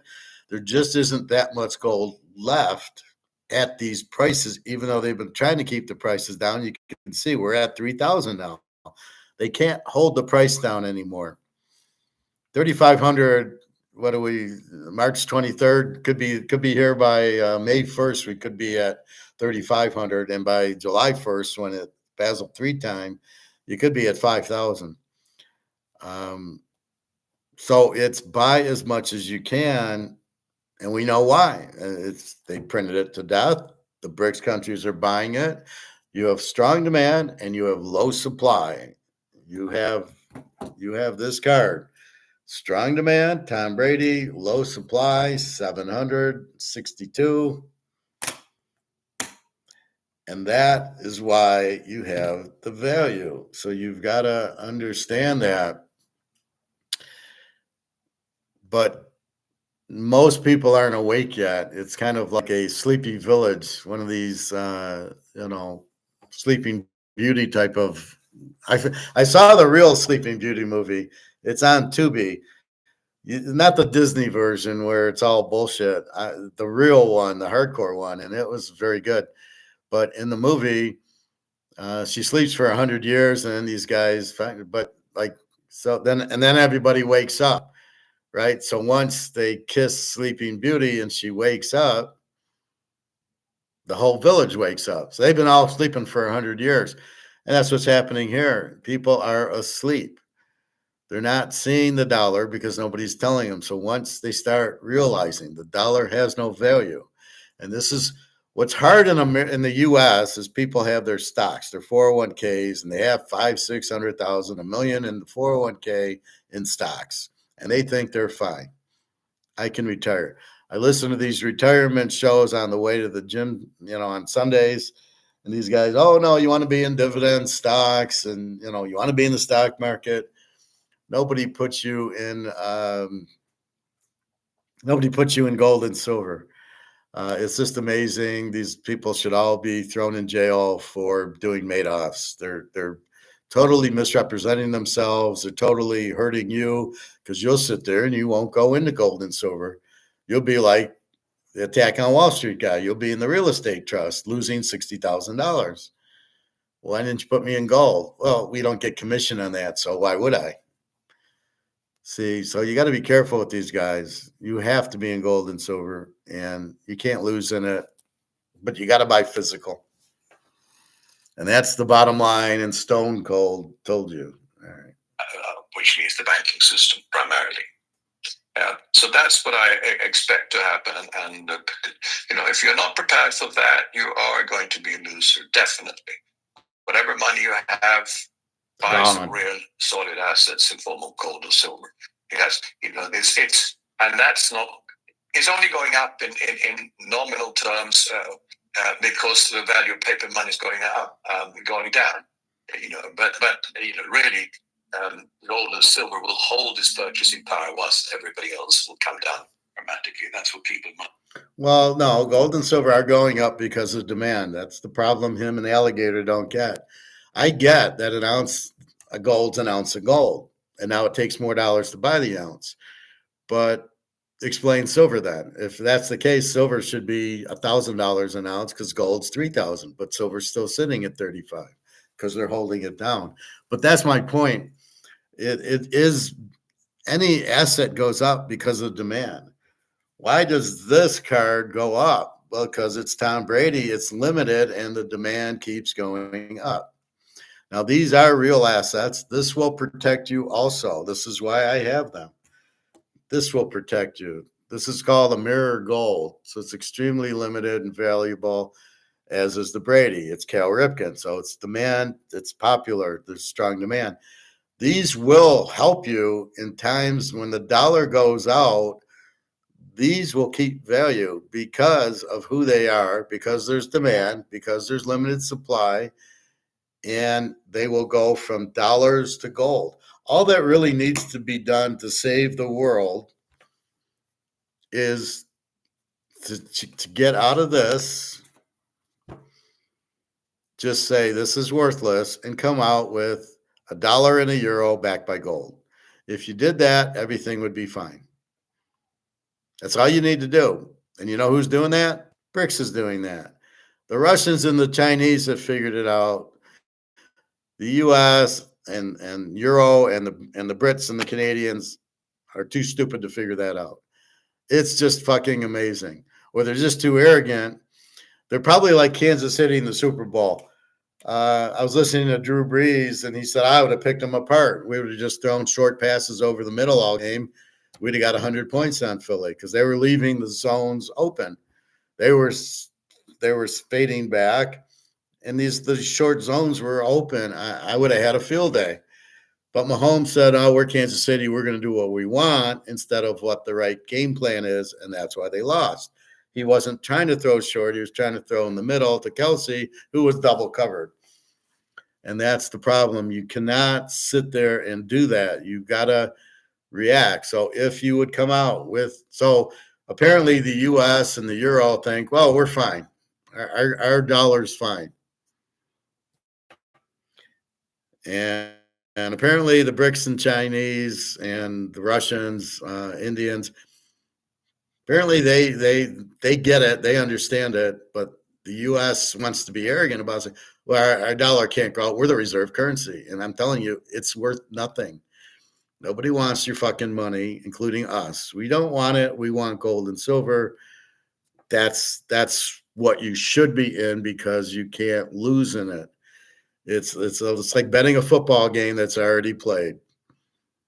Right? It's like betting yesterday's Michigan game that they already won it. So let's bet it again. That's gold and silver now. And that's what you got to do.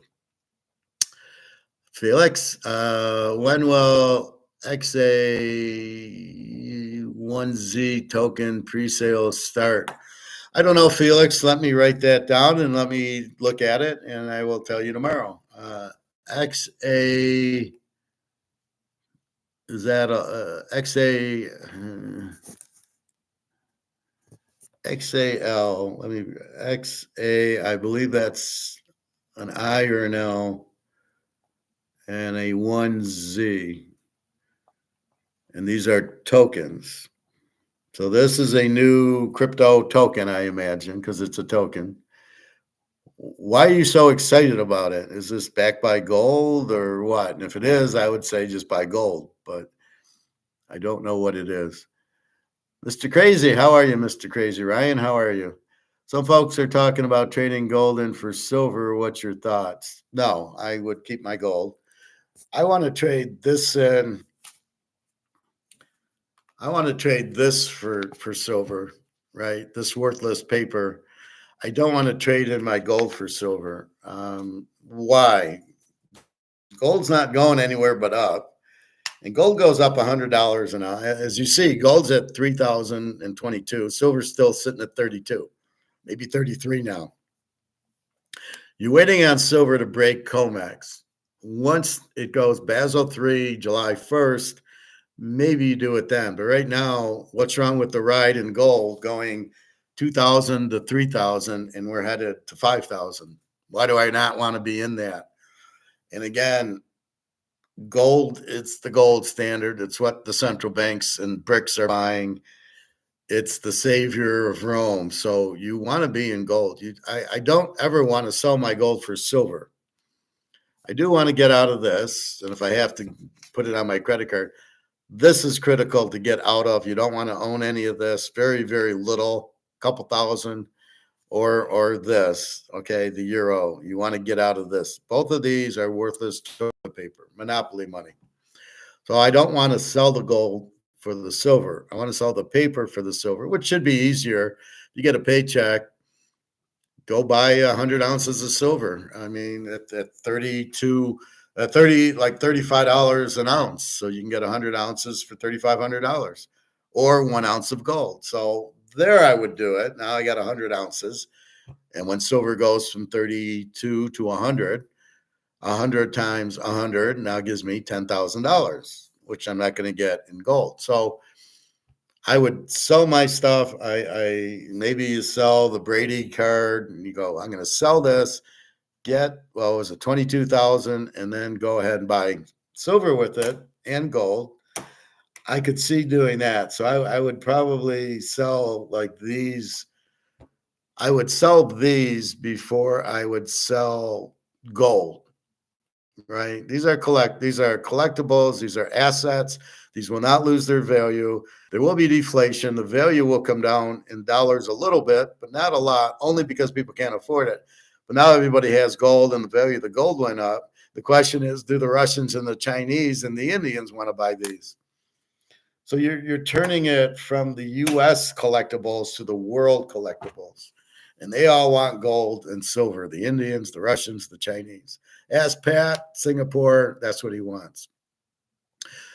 So that's my thoughts. I'm not selling any gold. And, I gave, like Jenna, I gave an ounce too, but that's a gift, that's fine. You got girlfriends, she wanted jewelry and I said, here's gold. And if you want, you can sell your gold for the jewelry, but I'm giving you what's a more prudent thing. It was 2,800. It was 2,700 when we met in Italy. Now it's 3,000. So it's worth 3,100. So she just made $400 since October. So she might be mad she didn't get the ring, but on the other hand, she can't be mad that the gold's now gone up.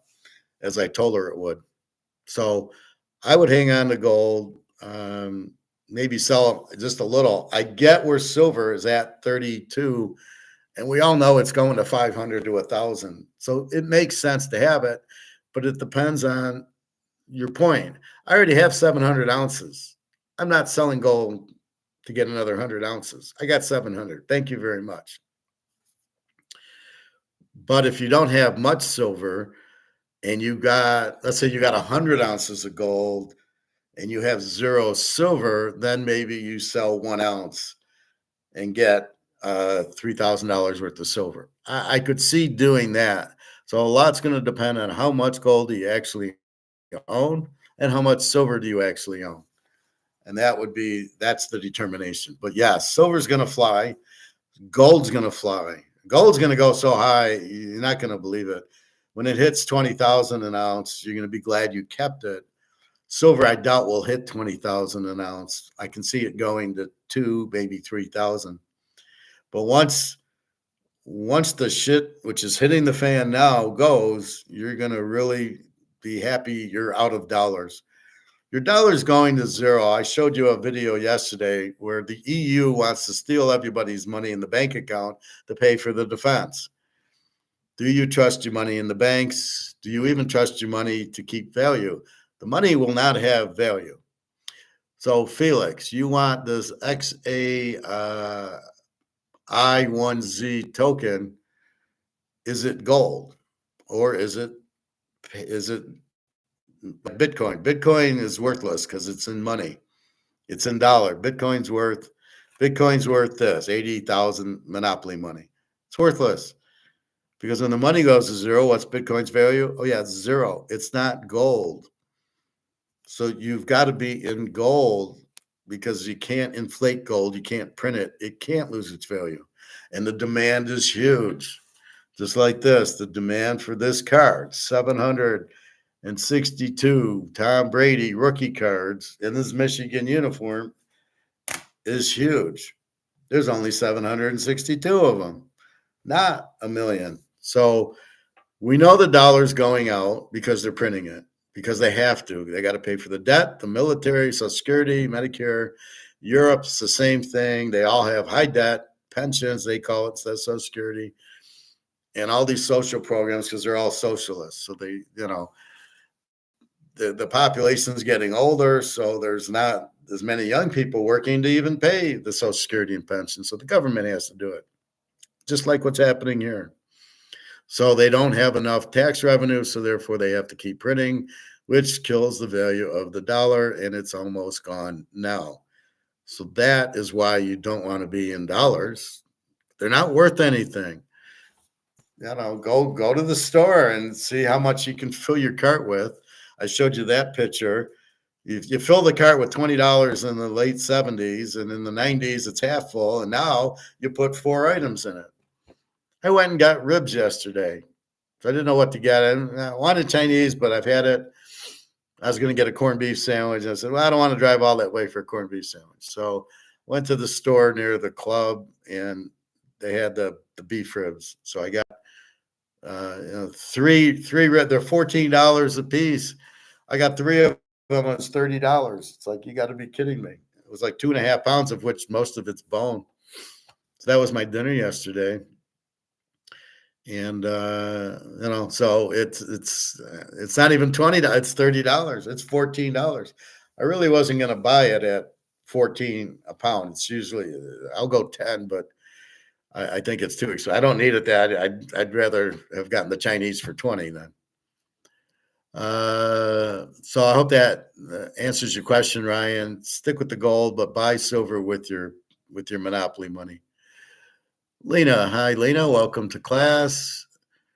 When to buy a XAI1Z token on presale, ready to pay for any information about the token. So you sound just like Felix, basically almost has the same comment. I will dig into it and see if I can find anything. I've never heard anything about it. Ryan sure does. Okay. Yep. You take all that football money I made you and then put it here. I am giving out like the basketball for today. So I gave out Florida, Duke under, Illinois over, Alabama, Maryland over 143 is my 5 unit, Iowa State, Michigan State, and Oregon. So Florida was my 5 unit with Maryland. And again, I am, the same theory that I use in football for basketball, but I don't know. I don't know the players, and I'm not checking injuries. So if you know of an injury, either disregard or make the bet based on that. But that's where I got Florida should kill them in Maryland over. Take that money and you buy gold and silver with it. Go buy silver. But I could see buying 100 ounces of silver cost you $3,000 instead of your next ounce of gold. But I wouldn't start dumping your gold for silver. I would use other assets to do it. Profit, is that XAI1Z a cryptocurrency? I have no idea. That's what I'm asking. Because they're calling them tokens. Now, why is everybody so interested in a token that hasn't even been sold yet? Do you know supply and demand? Do you know the market for it? Is there a market for it? Do you know the price for it?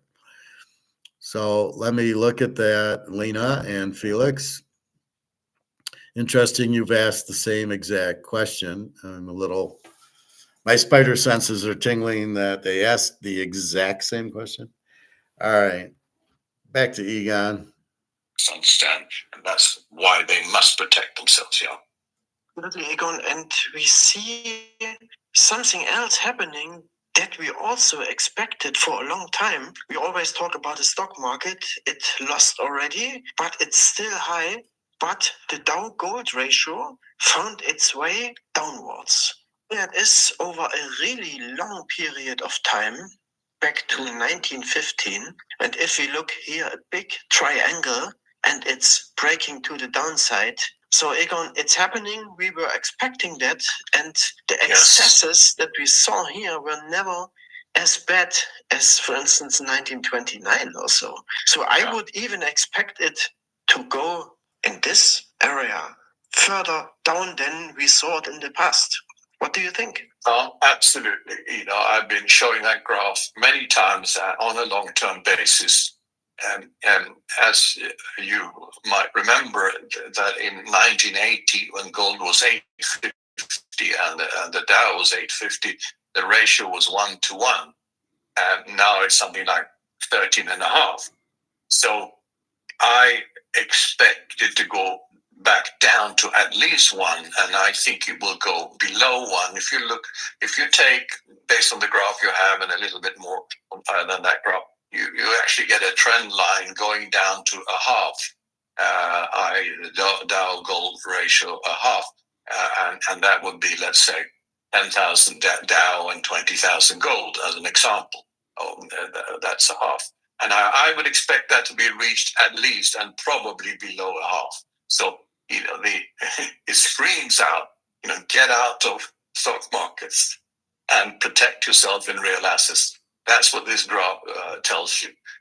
Interestingly, the stock markets, if you take the S&P, and I've been following it for a long time, obviously, that in the last 10 years or so, every new top has been with weaker momentum.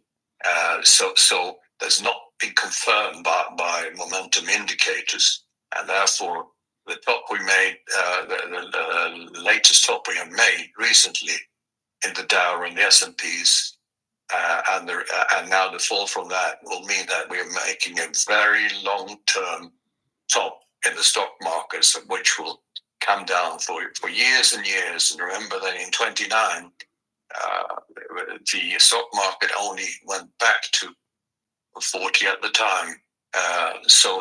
And that then the market was down 90%. So it can take a very long time for stock markets to come back again to where they were, and people shouldn't expect at all this time that we will, recover quickly and buy the dips. Everyone who will buy the dips in this coming bear market will get absolutely slaughtered, in my view. I think so too, Egon. And with the fall of... So why are the markets going to crash and not come back?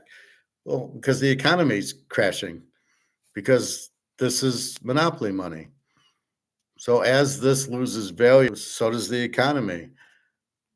Who's going to buy GM and Ford products? Who's going to buy computers? You won't have money to buy them with because the money is worthless. Warren Buffet's millions and billions of dollars are worthless. Bill Gates, all these idiots, their money's worthless. Only they don't know it, right? Warren Buffet sitting on $200 billion of monopoly money. So he's selling his stocks. So his plan is, when the stock market drops, I'll buy. And then it'll go back up. Well, you'll buy and it's going to keep going down and you're going to lose it all. If you have any value, because the dollar won't have a value because it's worthless because you've printed it to death. So people are stupid. They just think because it went down, it's going to go up. Well, that's like Bitcoin. People buy Bitcoin and they don't sell it because they think, well, it's going to go to 1 million. Why is it going to 1 million? It's a Ponzi scheme. Only if the Russians want to buy more do they not happen. So like I said, I was at the barbecue place the other day getting dinner. And I said, will you take, we still take silver for the meal? He says, yeah, I'll take that. Will you take Bitcoin? And he laughed. He said, no, I only take what I can hold. I says, exactly. Plus, he's not set up to take Bitcoin, nor does he want it. He doesn't know the value. It's a pain in the ass. He's just dealing with money. And he got the gold and silver. I think it was Russian. He got the gold and silver, but he doesn't want the Bitcoin. And that's the problem. Nobody wants it. It won't have a value in the free market. And it's not money because you can't spend it anywhere. Nobody will take it. You can't go to the barbecue place, buy ribs, and pay with Bitcoin. You can with gold and silver. And that was the point I made. So why would stocks go up? People won't have money to buy to make the economy work. And if you don't have that, what are you going to do?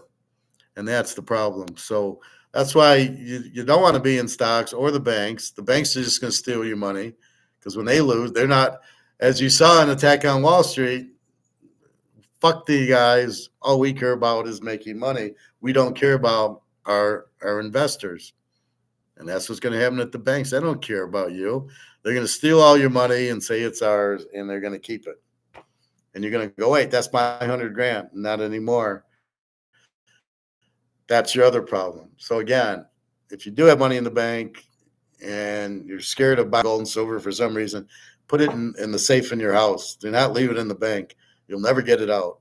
And the fact that it won't be worth anything, you really don't want to be in dollars anyway, which includes stocks, bonds, annuities, and anything like that. So get the hell out of all of that. The whole boat's sinking. Don't think, well, the stocks aren't going to sink. No, the Titanic's sinking. That includes the stocks. That includes the money in the bank. It's all going down. And your only lifeboat's gold and silver. And as gold goes up, now the silver lifeboat's waiting. But you better get in it quickly, right? You'll be the guy with all the money at the end of the Titanic. And the guy goes, what good's the money? There's no boats. There won't be any lifeboats. Bubble assets, maybe they still can keep up the stock market by printing, but nevertheless, the bonds will lose. And who holds a lot of bonds? Those are the banks. And therefore, our last topic for today, Basel III, because that comes in effect 1st of July, and that changes Here you go, a lot Prophet. for the banks. I asked AI the question, which meaning has gold under Basel III for banks, and the answer was the following.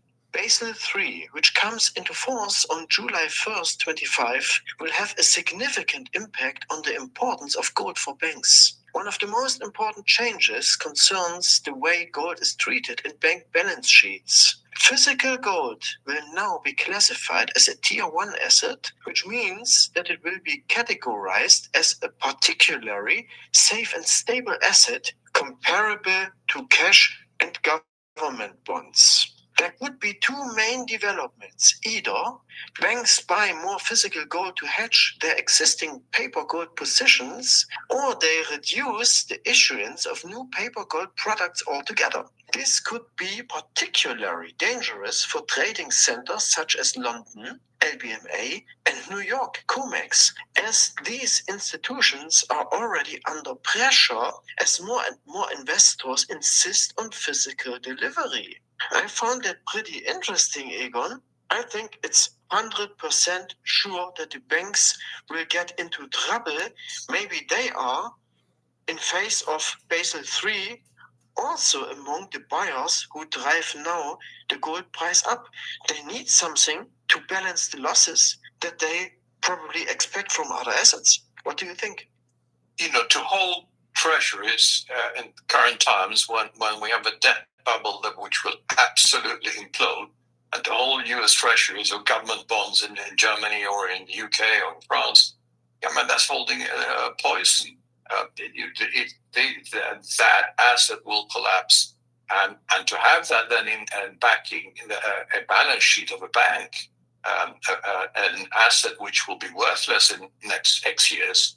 That is obviously for the banks a major dilemma, and they will need to switch to gold, as you say, and there won't be enough gold, of course, and that will mean that they have to buy gold at a lot higher prices. But that's going to happen, and then you mentioned also before that the BRICS countries will continue to buy their gold, and they actually hold. China holds a lot more gold than they say. They don't hold 2,500 tons, or nor does Russia that they officially declare, but they probably hold 20,000 tons or more of these countries. So, and the BRICS are continuing to replace their dollar reserve assets, which they will not hold anymore as from the time that the US confiscated the Russian assets. So they're also switching those dollar reserve assets to gold.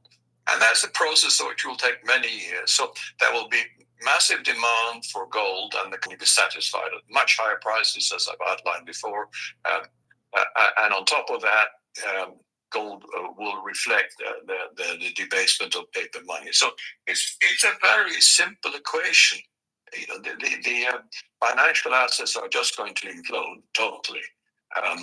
And therefore, paper money will reflect that, but by also imploding, and gold will continue to hold stable purchasing power, which means will be a lot higher measured in today's values. So it's so simple. It's been going on for years. It's been going on, for the last 25 years since we entered this gold market, and I keep repeating, and I sincerely believe it.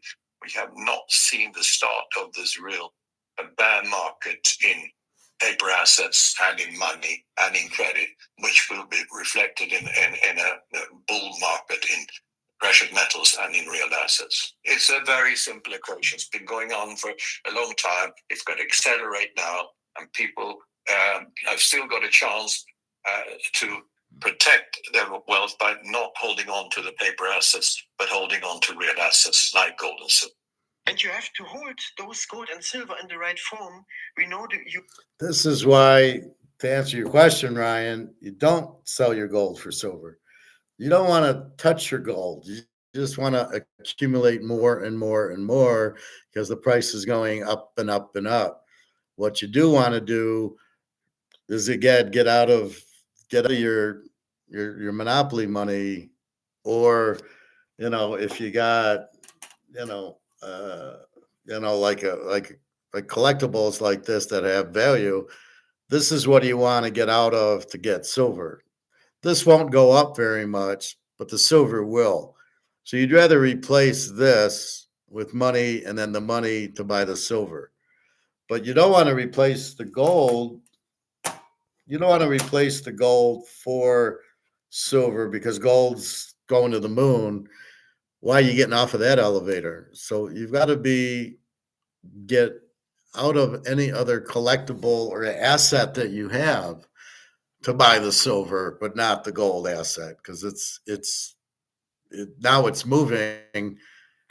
They're like on a 10-0 run. Well, let them go. They'll go on a 20-0 run.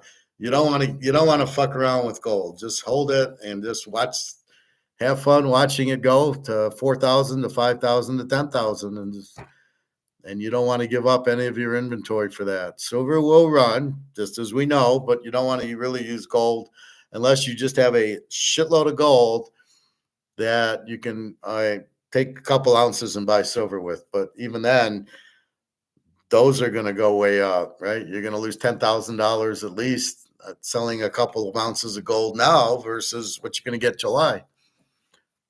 And yeah, silver's going up, but it's not going to go up until July, until that Basel III comes in, where they have to sell the physical. They have to cover the physical. Until then, you're just not seeing it. It's just a paper market. It's a derivative market. It's not a free market. And that's the problem with silver now. That's why it's not moving. Now we know it's going to move. We know it'll be 1,000 an ounce. That's not an issue. Once we get off of the comex derivative bullshit Ponzi scheme, once we break that, then we're going to watch silver go to the moon. It's coming, but don't sell your gold for it. All right. A stepped clock where we see the paper to gold and paper to silver ratio. But I will get finally to one article that you published on Substack, Egon, where you have some points to be aware of to have your gold and silver in the right form. Here it is, and we probably also have viewers who do not know our program yet, Egon. So which are, in your opinion, the key points? Well, you obviously can't hold your gold in anything else but in physical. And that physical, your ETFs are just paper, and any form of bank gold or funds is paper gold. So therefore, you've got to swap that to physical, hold it outside the financial system, hold it in private vaults, or if you have small amounts, you hide it at home. But I don't recommend people to hold gold at home because there'll be high criminality coming. If you have bigger amounts, especially, hold it in private vaults, and that where you have direct access to the vault. Only you can access the gold, nobody else. And then hold it in the right jurisdictions. I believe that the U.S., for example, I doubt they will confiscate gold, but I think there'll be capital controls in the U.S. Because we will see falling credit system in the U.S. because of they're the biggest, the biggest borrower in the world by a massive margin, and therefore they don't want to see a capital flight. So there will be capital controls, and therefore people should not hold their gold in the U.S. Because there'll be restrictions on the movement of capital, and therefore hold it in countries like that are safe and have a long history of gold, which is like Switzerland. And we have, as you know, we have a vault in the Swiss Alps, which is the biggest gold. Which just happens to be where he's at, and he sells vaults. So, are you okay in the U.S.? I think it depends how much you have. Profit, you might. Well, you're in Canada. You might want to take some to Switzerland, but for most of us, 50, 100, 200 ounces of gold, you find in the safe, and you take out a little at a time if you need to, and that's it. But I wouldn't run to Switzerland. With my gold, I'm not running to Switzerland for it. Right. It's fine here, but I'm not really too worried about it. I know you can take a few ounces here and there. Like I say, I went to Italy. I had an ounce and a half. Nobody said boo. Nobody's looking for it. So I think you're fine. I don't think anybody's really going to look for it in the U.S. because I don't think anybody has it. So I think he's talking, if you had 20 tons of gold, you might go to see Egon in his Swiss Alps mountain vault. In the world and the safest, or you can hold it in Singapore also. That's our second preference, and we prefer Switzerland because of its traditions in gold. And Switzerland actually refining 70% of all the gold bars in the world, and most of the private gold is held in Switzerland. So it's a real tradition in Switzerland to hold gold. And Singapore is a second option. But that's hold it in countries that are a lot safer when it comes to less likely to implement any capital controls. You take for Switzerland being it's a major strategic industry goal because they refine 70% of the gold in the world, and of course that will continue. The world is not going to stop refining gold. The world will need as much gold as ever, and therefore I'm quite certain that Switzerland will continue to operate in that field. And Switzerland has the most private vaults in the world too. So there's a lot for investors to consider here, and most people are worried about having the gold in a different country, etc. But think about countries with a long history and tradition, and where there's law and order also. Law and order is going to disappear in many countries, in the US, in the UK, in Germany, etc. So, but history counts a lot, and Switzerland is probably one of the most stable countries, if not the most stable politically in the world. And this is the only way now to look after your nest egg, and your nest egg should be in solid, real assets, and gold and silver being the most obvious. Yes, you are right, Egon. I think we will see a huge wave of inflation. So get your gold, get it in the right places. Thank you for this month, Egon. Thank you very much, Jan. We'll certainly have enough things. All right, Jan, thanks. Egon, thanks. So, same thing I say. This is just reinforcing what I'm teaching.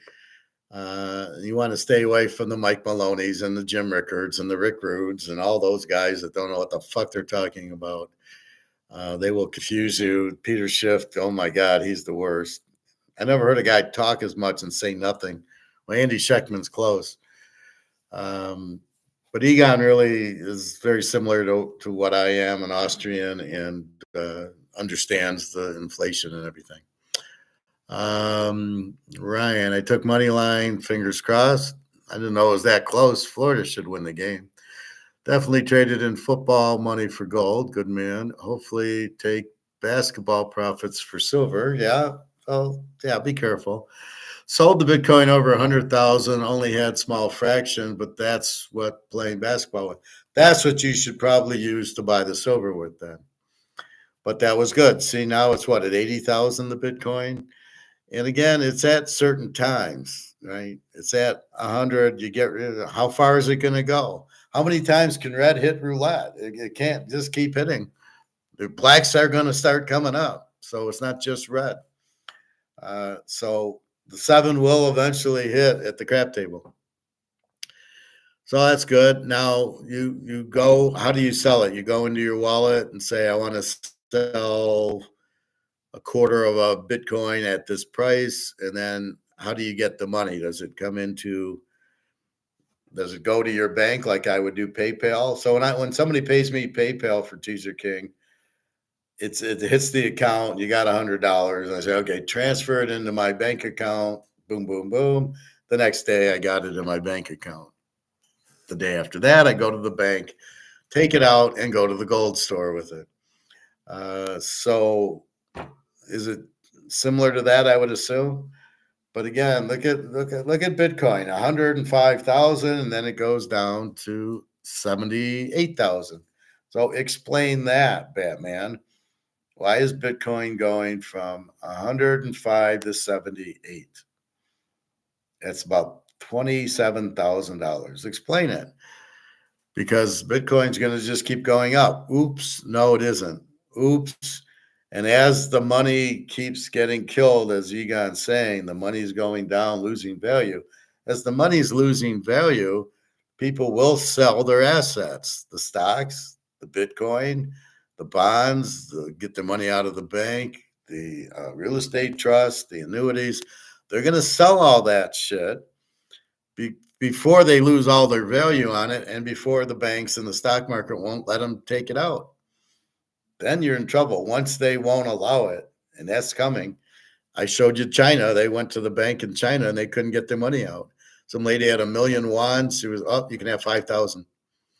So you must take your money and hold it. Don't let the government or the banks, which are the government, take it, because they will steal it from you, and they'll just say, fuck you. We got to take care of ourselves.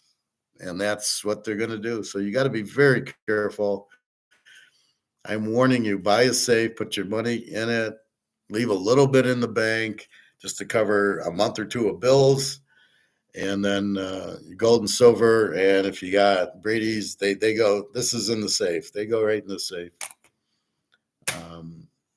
Again, if you are card collecting, you want cards that are very highly demanded. Brady, Cal Ripken, very limited. This is called a mirror gold.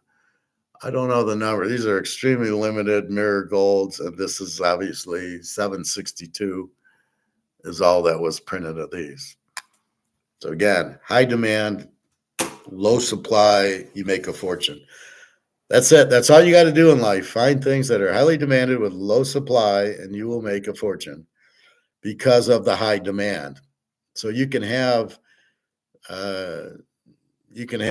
Joe Brady, but there's no demand for him, even though it's limited. It won't have a value. It's got to be a Tom Brady. And the same thing with silver. Silver, you got to understand, is being price fixed, being derivative. So you're not really seeing the demand is not showing on silver. The demand's huge. The supply is very small. Silver should be $1,000 an ounce, but you're not seeing it because they're repressing the price. But once you see silver hit 50, it's 100, it's 500, and then it's 1,000. Because once people realize that they've been getting made off by COMEX, keeping the price down, they will start to unload on it going, oh, fuck, silver, look, it's $50. They've got to be wondering that now. Geez, gold's 3,000, but look at silver. It's still low. Why is silver still so low? And they I'm sure have no clue of it, right? We're dealing with a bunch of idiots, basically. Well, I've got my stocks. I'm in Bitcoin. Well, Bitcoin just went down 25,000. My stocks, if you had Tesla, went from 4 something to 220, and it ain't coming back. I showed you yesterday where Tesla is, all the execs are selling their stocks, but they're telling the employees to don't sell it. Are you kidding me? If I'm an employee, I'm long. I wouldn't even work there. But if the execs are selling, you need to follow the lead. If the central banks are buying gold, you follow the lead. You buy gold.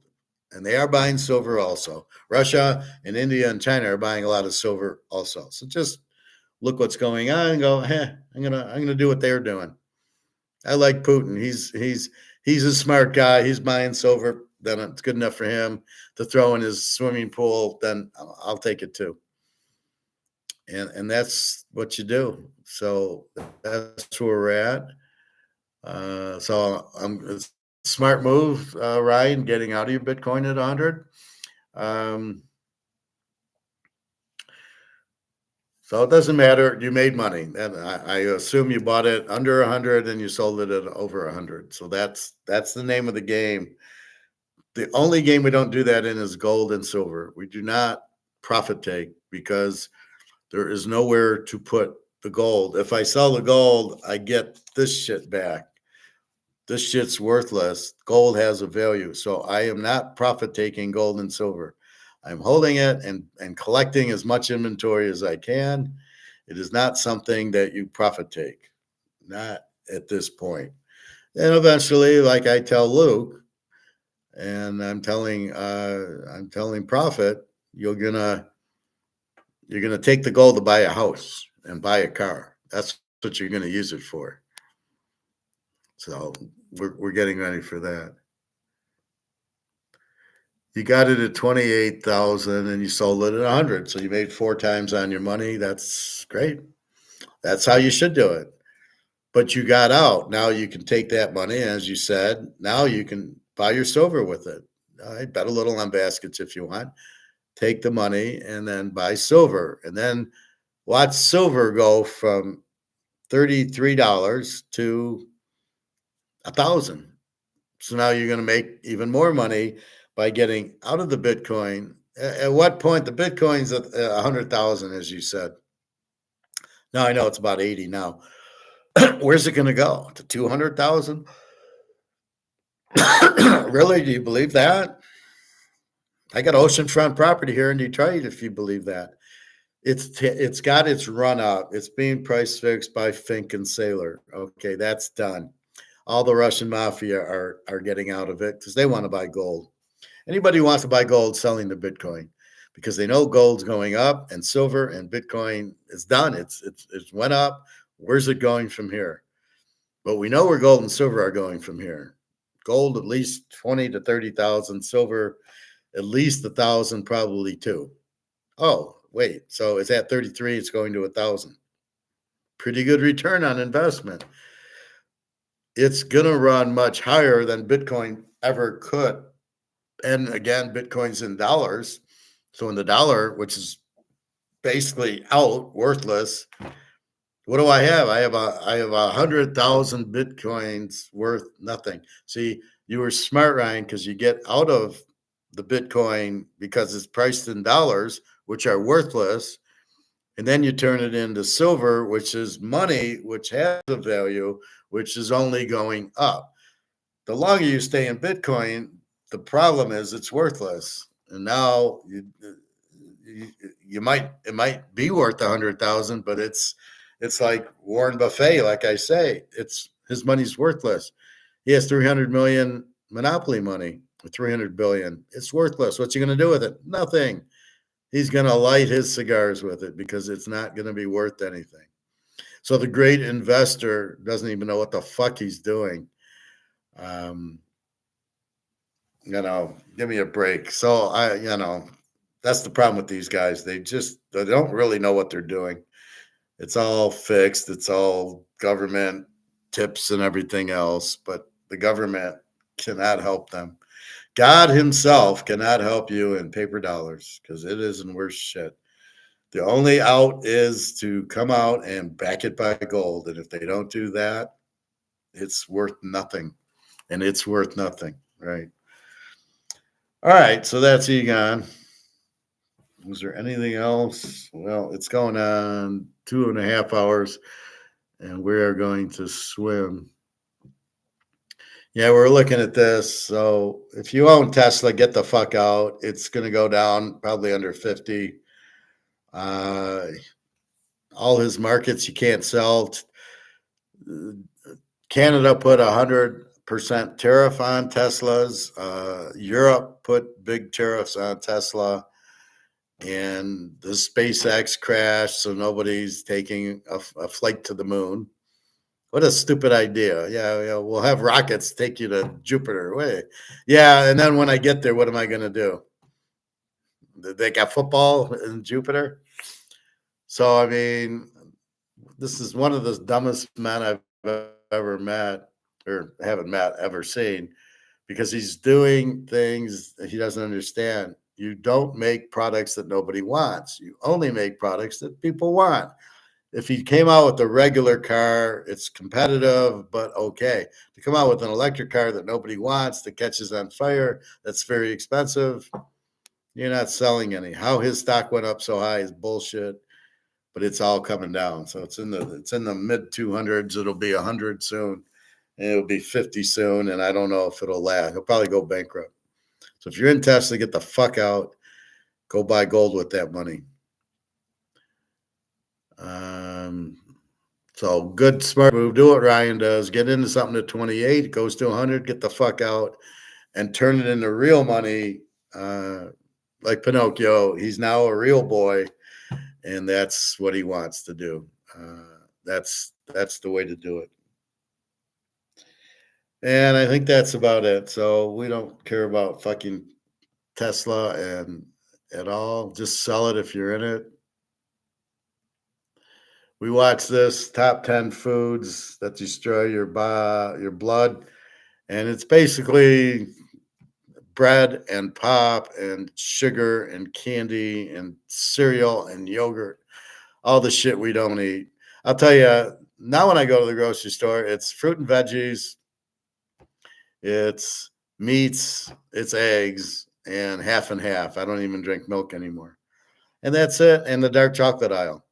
The dark chocolate's okay. All the candy's shit for you, but the dark chocolate over 85 you can eat because there's so much cocoa in it that it's very healthy for you and very little sugar. So again, just be careful of sugar. Sugar is what's killing everybody. Why we all have diabetes is because of sugar. Your body can't break it down. The high fructose corn syrup, it's just killing everybody. And it's all done for it's all really done for Big Pharma. Big Pharma is sitting there feeding you sugar and then selling you products to heal it.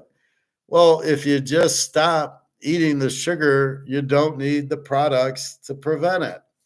That's what I did. Instead of getting how to get your diabetes down, I said, what's the cause? My doctor is clueless. So I watched our doctor, and he told me to stop with the sugar, stop with the high fructose corn syrup, eat meat, eat eggs. It's fine. I did that. My blood pressure is fine. I don't have diabetes. Case closed. I don't have to buy the Big Pharma and all that bullshit to prevent the diabetes when they're feeding you the diabetes with all the sugar that they're giving you between the pop, the cereal, the yogurt, and the candy and the donuts and everything, what everybody eats. Like, what are you, crazy? So if you just avoid it, you don't get sick. You don't need to buy all the drugs. That's all it is. So I think that's it.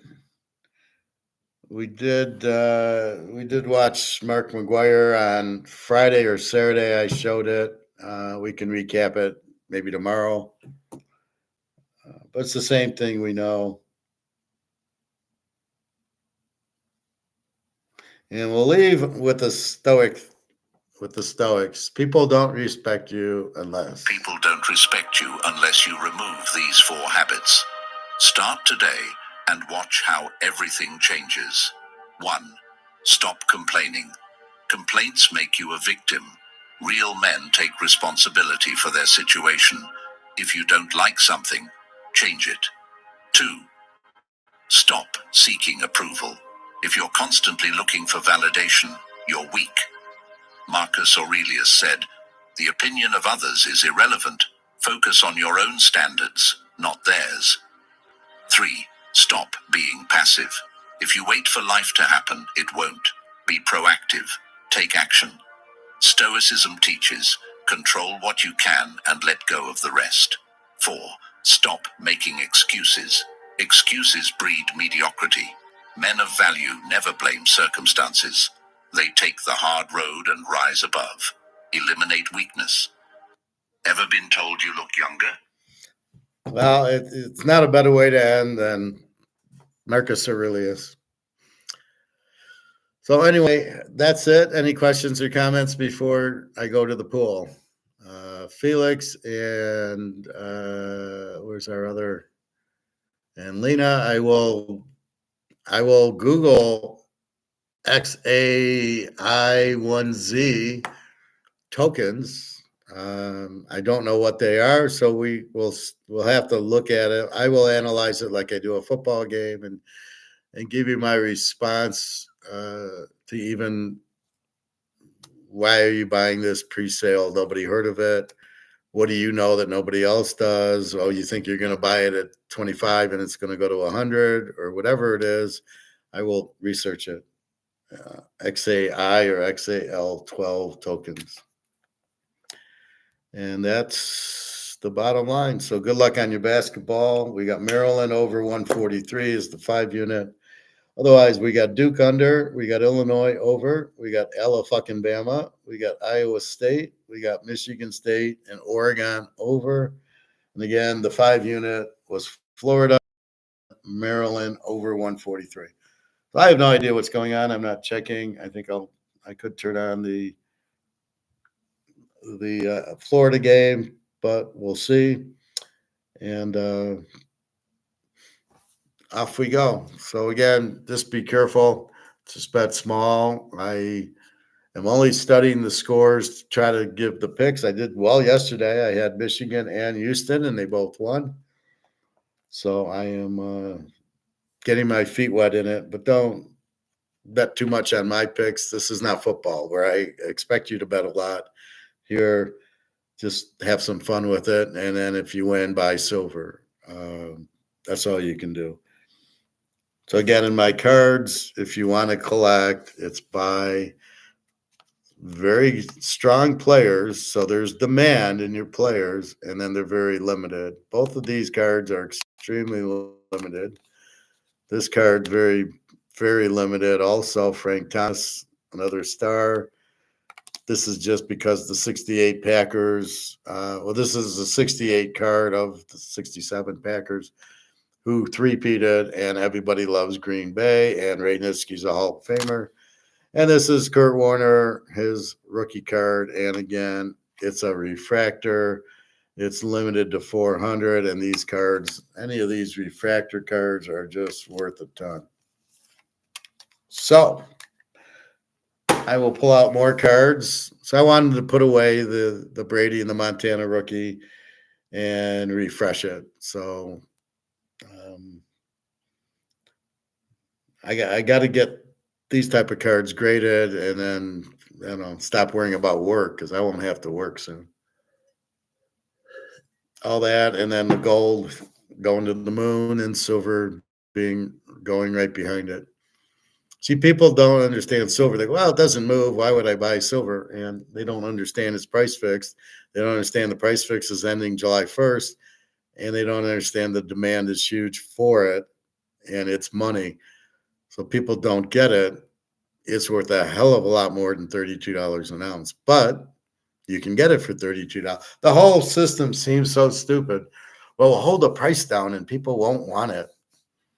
Well, gold's at 3,022, and they're trying to hold the price down, and they can't. The price keeps going and going and going. We'll see 31, maybe 3,200 by Friday, and people just don't get it. Oh, you want to hold out? And really, what it is the banks wanting you in stocks. They want you. Wall Street wants you in stocks, and if you're in gold, there's no money to be made from you. And that's really what the point is. Well, if you're in gold, you just hold it like we're doing. You don't really buy stocks with it, and we want the commission. That's the bottom line of what they want to do with it. All right. Go enjoy. www.teaserking.com. You want to email me, and I will look at that crazy XA I1Z, I guess, and we will see. I will give you my prediction on that. All right. Have a good day. Good luck, everybody. I'm off to the pool, and enjoy your Sunday. All right. Take care, everybody. www.teaserking.com.